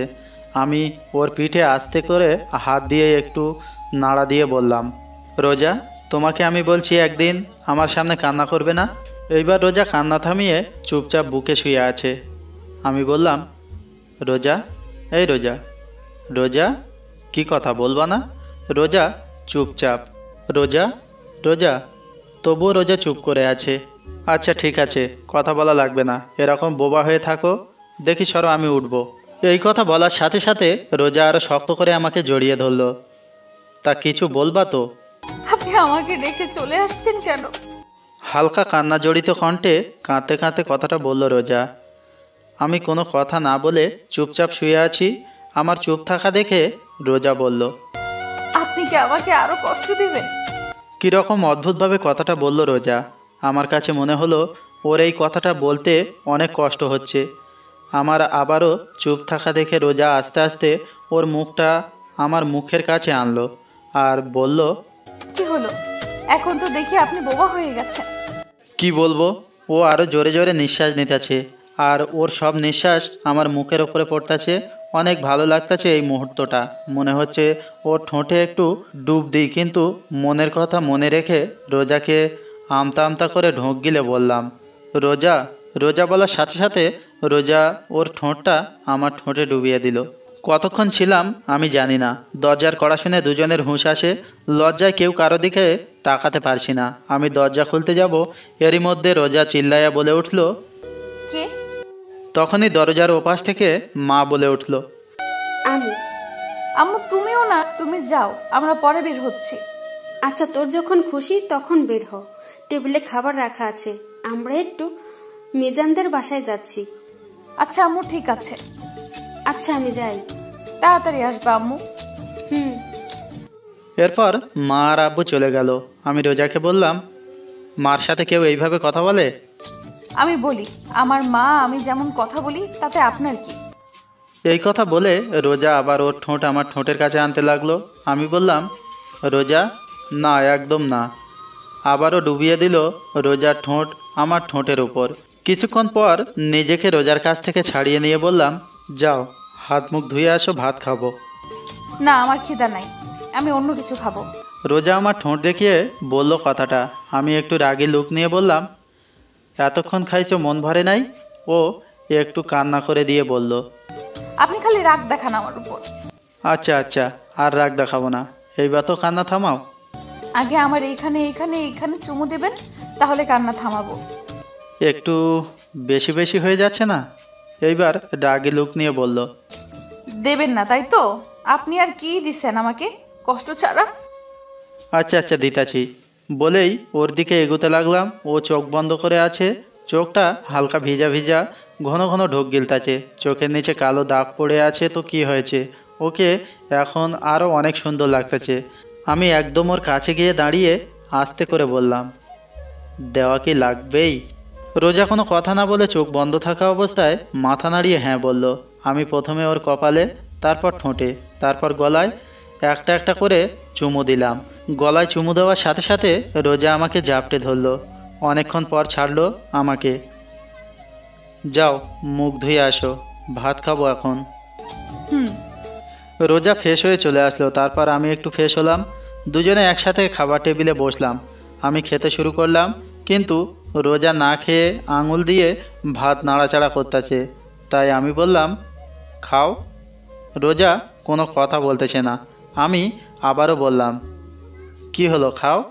রোজা আবারও আমতা আমতা করে বলল, কেউ যদি খাওয়াইয়া দেয় তাহলে আমি খাবো, আর নইলে খাবো না। এই যে ঢং না করে চুপচাপ খাও। রোজা কোনো কথা না বলে খাবার টেবিল থেকে উঠে রুমে চলে গেল। আমি এখন কি করব? একটা প্লেটে ভাত তরকারি নিয়ে রুমে আসলাম। রুমে এসে দেখি রোজা বিছনায় শুয়ে কান্না করতেছে। আমি ওর গালে হাত দিয়ে ডাক দিলাম, রোজা। রোজা চুপ করে আছে। এই নাও খাও, না খাইলে তো শরীর খারাপ হবে তোমার। আমি না খেলে আপনার কিছু যায় আসে? আর আমার শরীর খারাপ হলে আপনার কি? তোমার শরীর খারাপ হলে আমার কিছু যায় আসে না, কিন্তু আমার সন্তান তোমার গর্ভে। তোমার শরীর খারাপ হলে আমার সন্তানেরও সমস্যা হবে। রোজা চুপ করে আছে। নাও হা করো। এখনও মুখ ফুলিয়ে অন্যদিকে ফিরে বসে আছে রোজা। ওর শরীর আর ওর চেহারা দেখে অনেক কষ্ট হচ্ছে। মাত্র কয়েক মাসে এই অবস্থা করেছে নিজের। আর কয়েক মাস ওর থেকে দূরে থাকলে হয়তো মরে যেত। ওর গাল ফুলিয়ে বসে থাকতে দেখে আমার একদমই ভালো লাগে না। রোজাকে আবারও বলতে লাগলাম, রোজা তোমার জন্য মনে একটু হলেও জায়গা হয়েছে, কিন্তু কতখানি জায়গা হয়েছে তা আমি জানি না, কারণ আমি এখনও রিয়াকে ফিল করি, অনুভব করি। একটু অভিমানী সুরে কথাটা বললাম আমি। এইবার রোজা আমার দিকে ফিরল আর বলল, আপনার মনে আমার জন্য যতটুকু জায়গা হয়েছে তাতেই আমার হবে, আর বাকিটুকু জায়গা আপনি রিয়া আপুকে রাখবেন। আর ভুলেও যদি অন্য কোনো মেয়ে আমার আর রিয়া আপুর জায়গায় আসে তাহলে কিন্তু আপনার। তাহলে কি আমার? আগে আসুক না কেউ, তারপর। তা শুনি, আসলে কি করবা? আপনারে কেন বলবো? আচ্ছা বলা লাগবে না, নাও হা করো। আগে আপনি ভালোভাবে বসেন। এইভাবে তো ঠিকই আছে। আরে বসতে বসি বসেন। তারপর আমি সোজাভাবে বসলাম। বসার সাথে সাথে রোজা আমার কোলের উপর বসলো। বসে ওর হাঁটুর উপর ভাতের প্লেটটা রেখে বলল, এবার খাওয়ায় দেন। আমি ওর কাণ্ড দেখে অবাক। আমি রোজাকে ভাত খাওয়াতে লাগলাম। ও ভাত খাচ্ছে আর আমার দিকে চেয়ে আছে। চোখ থেকে টুপ টুপ করে পানি পড়তেছে। মুখে কোনো কথা বলছে না। ওর চোখে অনেক কথা বলে। ওর মনের কষ্ট সেটা ব্যাখ্যা করে। মাঝে মাঝে ওর চোখের দিকে তাকাতে ভয় করে। নিজেকে অপরাধী মনে হয়। না জানি ওর ওপর অনেক অপরাধ করেছি। ওর সাথে খাওয়া শেষে রোজাকে বললাম, তুমি একটু রেস্ট নাও, আমি বাইরে থেকে আসতেছি। বলার সাথে সাথে রোজা আমার হাতটা ধরে ওর পেটের উপরে রাখলো। আমি অবাক চোখে ওর দিকে তাকিয়ে আছি। ও চোখ বুজে আছে, জোরে জোরে নিঃশ্বাস নিচ্ছে। কিছু বলবে হয়তো, কিন্তু সাহস পাচ্ছে না। ওর নীরবতা দেখে আমি বললাম, কিছু কি বলবা? রোজা মাথা নাড়িয়ে হ্যাঁ বলল। আমি ওকে একটু সময় দিয়ে বললাম, আচ্ছা বলো কি বলবা। আমার যে হাতটা রোজার পেটের উপর ছিল সেই হাতটা আর একটু জোরে চেপে ধরল রোজার পেটের উপর আর বলল, আপনার সন্তানের কসম কেটে বলেন আপনি আর আমাকে রেখে কোথাও যাবেন না। রোজার কথাটা শুনে আমি চুপচাপ ওর দিকে চেয়ে আছি আর ও করুণ চোখে আমার দিকে চেয়ে আছে। কি হলো বলুন? আমি ওর দিকে চেয়েই আছি। আমার কাছ থেকে কোনো উত্তর না পেয়ে আমার হাতটা ছেড়ে দিয়ে বিছনায় শুয়ে কান্না করতেছে। আমি ওর পাশে বসে আছি আর ও শুয়ে অন্যদিকে ফিরে কান্না করতেছে। আমি ভাবতেছি রোজাকে এখন কি বলবো। রোজা আমার কাছে থাকলে রিয়ার কথা মনে পড়ে যায় যে এখানে রিয়ার থাকার কথা ছিল। রোজা এসে ভাগ বসাইছে। আবার রোজা আমার কাছ থেকে দূরে থাকলে রোজাকে কাছে পেতে মন চায়। আমি আস্তে করে রোজার পিঠে হাত দিয়ে ডাক দিলাম, রোজা, রোজা। রোজা চুপ করে আছে। রোজা, এই রোজা, দেখি এদিকে ফেরো। রোজা এখনও চুপ করে আছে। রোজা। তারপরও রোজা চুপ করে আছে। ওকে একটু জোর করে আমার দিকে ফিরিয়ে ওর পেটে হাত দিয়ে বললাম, যদি তুমি ধরে রাখতে পারো তাহলে আজীবন তোমার সাথে থাকবো। রোজা ছলছল চোখে আমার দিকে চেয়ে আছে। আমি বললাম, কি হলো, পারবা তো? পারবো মানে? ইনশাল্লাহ পারবো। পারলেই ভালো। রোজা শোয়া অবস্থায় ওর হাত দুটি মেলে আমাকে ওর কাছে ডাকতেছে। ওর ডাকে সাড়া না দিয়ে কোনো উপায় নাই। আস্তে করে জড়িয়ে ধরলাম। ও আমার ঘাড়ে মুখ গুঁজে কান্না করতেছে। আমি ওর কানের কাছে আমার মুখ নিয়ে বললাম, এত পানি তোমার চোখে কোথা থেকে আসে? ও আমার কানের কাছে মুখ নিয়ে আস্তে আস্তে করে বলল, কোথা থেকে আসে জানি না, কিন্তু আমার চোখে পানি আপনার জন্য আসে। মানে? মানে আবার কি, ভালোবাসি তাই। আপনার একটুখানি অবহেলা আমাকে অনেক অনেক কষ্ট দেয়। আমার মুখের ভাষা মনে হয় রোজা কেড়ে নিয়েছে। কি বলবো আমি, কি বলা উচিত এখন আমার জানা নাই। একটা কথা বলবো? বলো। রাগ করবেন না তো? আরে বলো তো। আপনি শুধু রাগ করেন কেন? রোজা একটু অভিমানে সুরে কথাটা বলল। আমি ওকে ছেড়ে দিয়ে বসে নরম সুরে বললাম, কি বলবা বলো। রোজা উঠে আমার পাশে বসে ওর দুই হাত আমার গলায় রেখে আহ্লাদি সুরে বলল, ওই দিন কিভাবে অধিকার আদায় করছি মনে আছে? আমি আমতা আমতা করে বললাম, কোন দিন? বলার সাথে সাথে রোজা আমাকে ধাক্কা দিয়ে বিছনায় ফেলে দিয়ে আমার ওপরে উঠে বসে বলল, এবার মনে পড়ছে কোন দিন? আমি আবার বললাম, কোন দিন? এইবারও আমার শার্টের বোতাম একটা খুলে আরেকটায় হাত দিয়ে বলল, এখনো মনে পড়ে নাই? পড়ছে পড়ছে, মনে পড়ছে। তাহলে এতক্ষণ ঢং করলেন কেন? না মানে। তাহলে শুরু হয়ে যাক। কি? কি মানে? বলেই মুখে কিস করতে লাগলো। এরই মধ্যে দরজা খোলার শব্দ শুনলাম। মনে হয় মা আব্বু আইছে। এদিকে রোজা পাগল হয়ে গেছে এক প্রকার। জোর করে নিজের থেকে ওকে ছাড়িয়ে বাইরে আসলাম। বাইরে আসার সাথে সাথে মা ঘরের ভেতরে ঢুকতেছিল। আমারে বের হতে দেখে মা বলল, রোজা কই? এরপর আমি বললাম, আসছো সেই সকালে, আমাকে একবারও জিজ্ঞাসা করছো আমি কেমন আছি। তুই কেমন আছিস আমার জানা লাগবে না। আমার নাতির মা কেমন আছে, কেমন থাকবে সেটা জানলেই চলবে আমার। দেখি সর। আর রোজা কোথায়? রুমে আছে। মা রুমে যেতে যেতে বলল, রাত 8টায় বাসায় খুলনা যাব, রেডি থাকিস। মিজান টিকিট কাটতে গেছে। তারপর আব্বুর সাথে টুকটাক কথা বললাম। আব্বু একটু ইমোশনাল হয়ে বলল, তখন রাগের মাথায় এইসব বলছি, আরো অনেক কথা ইত্যাদি। তারপর ছোট ভাই সজীব, সেও একটু ইমোশনাল হইয়া সেম কথা বলল, একটু কান্নাও করলো। কিন্তু আমার মা, সে তো রোজার ভক্ত, আমি তার ছেলে, সে তো ভুলেই গিয়েছে। রাতে মিজানের কাছ থেকে বিদায় নিয়ে খুলনা রওনা দিলাম। আমারে আর রোজাকে পিছনের সিটে দেওয়া হলো। মা আব্বু আমাদের থেকে 4-5 সিট আগে, আর তার আগে সজীব। রোজা জানলার পাশে সিটটায় বসছে। গাড়ি চলছে তার আপন গতিতে। রোজা ওর 2 হাত দিয়ে আমার 1 হাত জড়িয়ে ধরে আছে। রোজার মাথাটা আমার ঘাড়ের ওপর। জানলা থেকে বাতাস ঢুকতেছে, আর সেই বাতাসে রোজার কিছু চুল আমার মুখের উপর পড়তেছে। অনেক ভালো লাগতেছে আমার। রোজার চুলে এক অদ্ভুত রকমের ঘ্রাণ আছে, কি রকম একটা মাতাল করা ঘ্রাণ। প্রায় মধ্যরাত, তখন আশেপাশে প্রায় মানুষ ঘুমে, আবারও কেউ কেউ মোবাইলে ব্যস্ত। আর আমি চেয়ে আছি রোজার দিকে। অপরূপ সুন্দর লাগতেছে রোজাকে।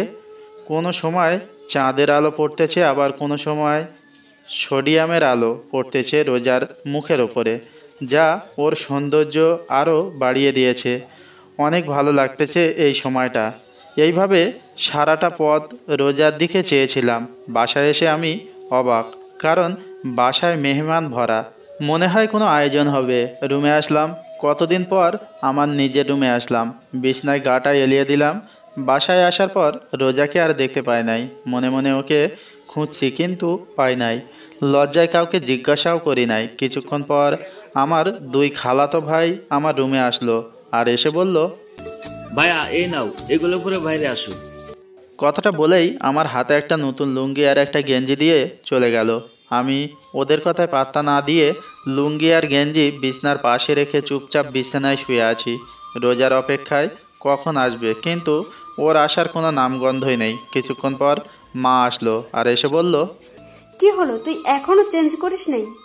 মা, এইগুলা কেন পরবো? তাড়াতাড়ি পর, তোর আর রোজার গায়ে হলুদ আজ, আর আজ রাতে বিয়ে। মা, এইসব কি জন্য? তোর জানা লাগবে না, তাড়াতাড়ি পর এগুলা, পরে বাইরে আয়। বলেই মা চলে গেল। এই রোজা যে কোথায় গেল?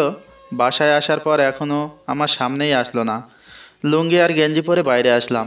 ছোট ভাইরা আমাকে দেখে হাসতেছে। কোনো সময় তো আমাকে লুঙ্গি পরতে দেখে নাই, তো তাই হয়তো হাসতেছে। আমার কিছু খালাতো বোন আর কিছু পাড়া প্রতিবেশী হলুদ শাড়ি পরে বাইরে বার হচ্ছে। আমি আমার খালাতো ভাই শিহাবকে বললাম, ওরা কোথায় যায়? রিয়া আপুদের বাসায়।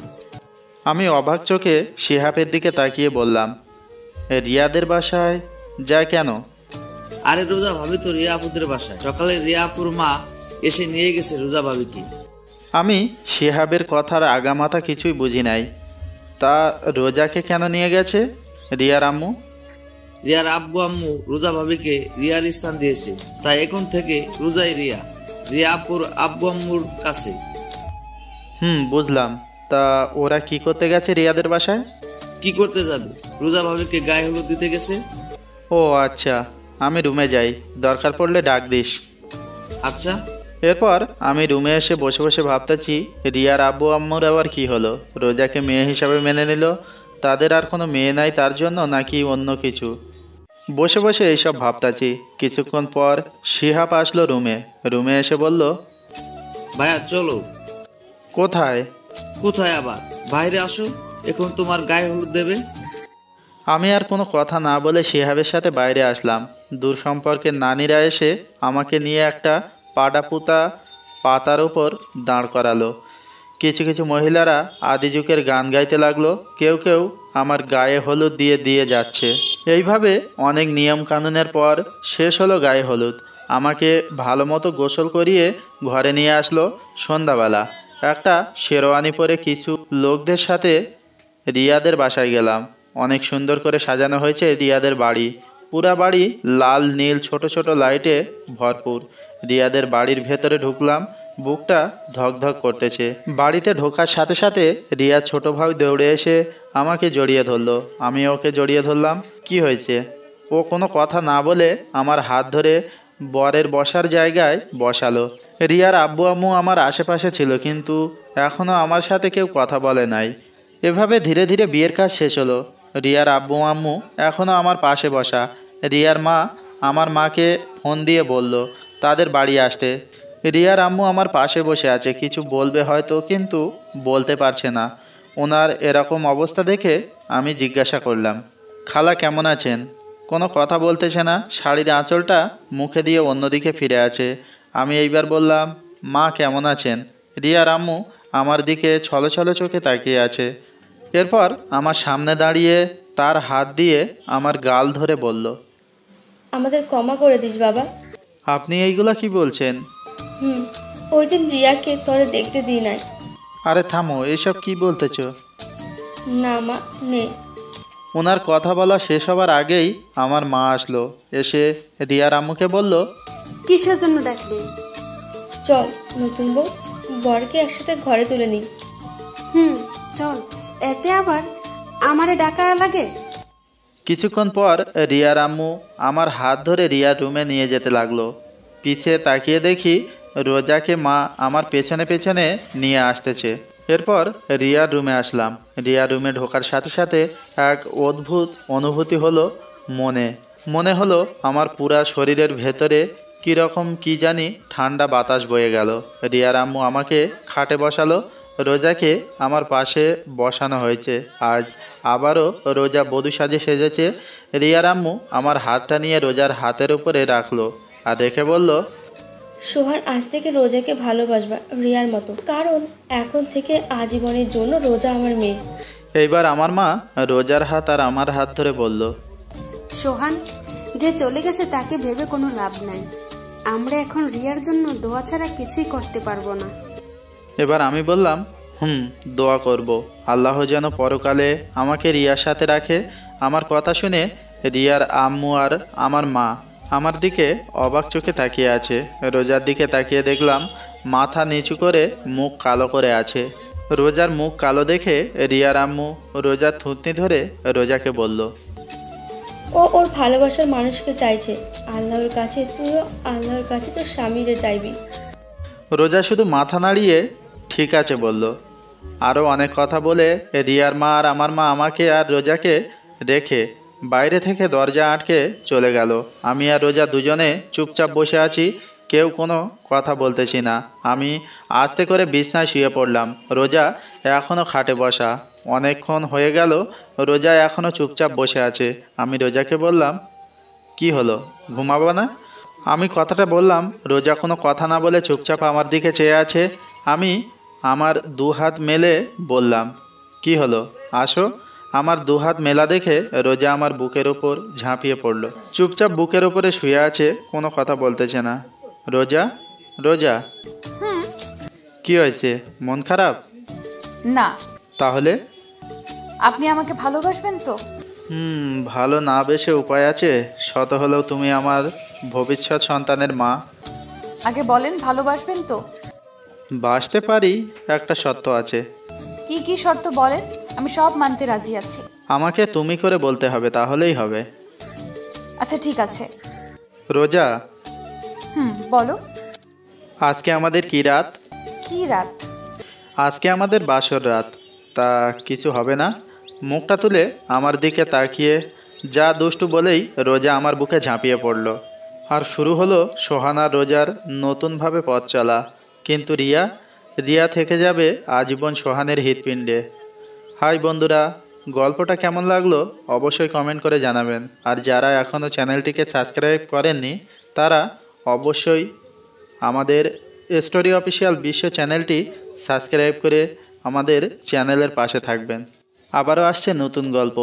আর ততক্ষণ আপনারা সুস্থ থাকুন, ভালো থাকুন। ধন্যবাদ।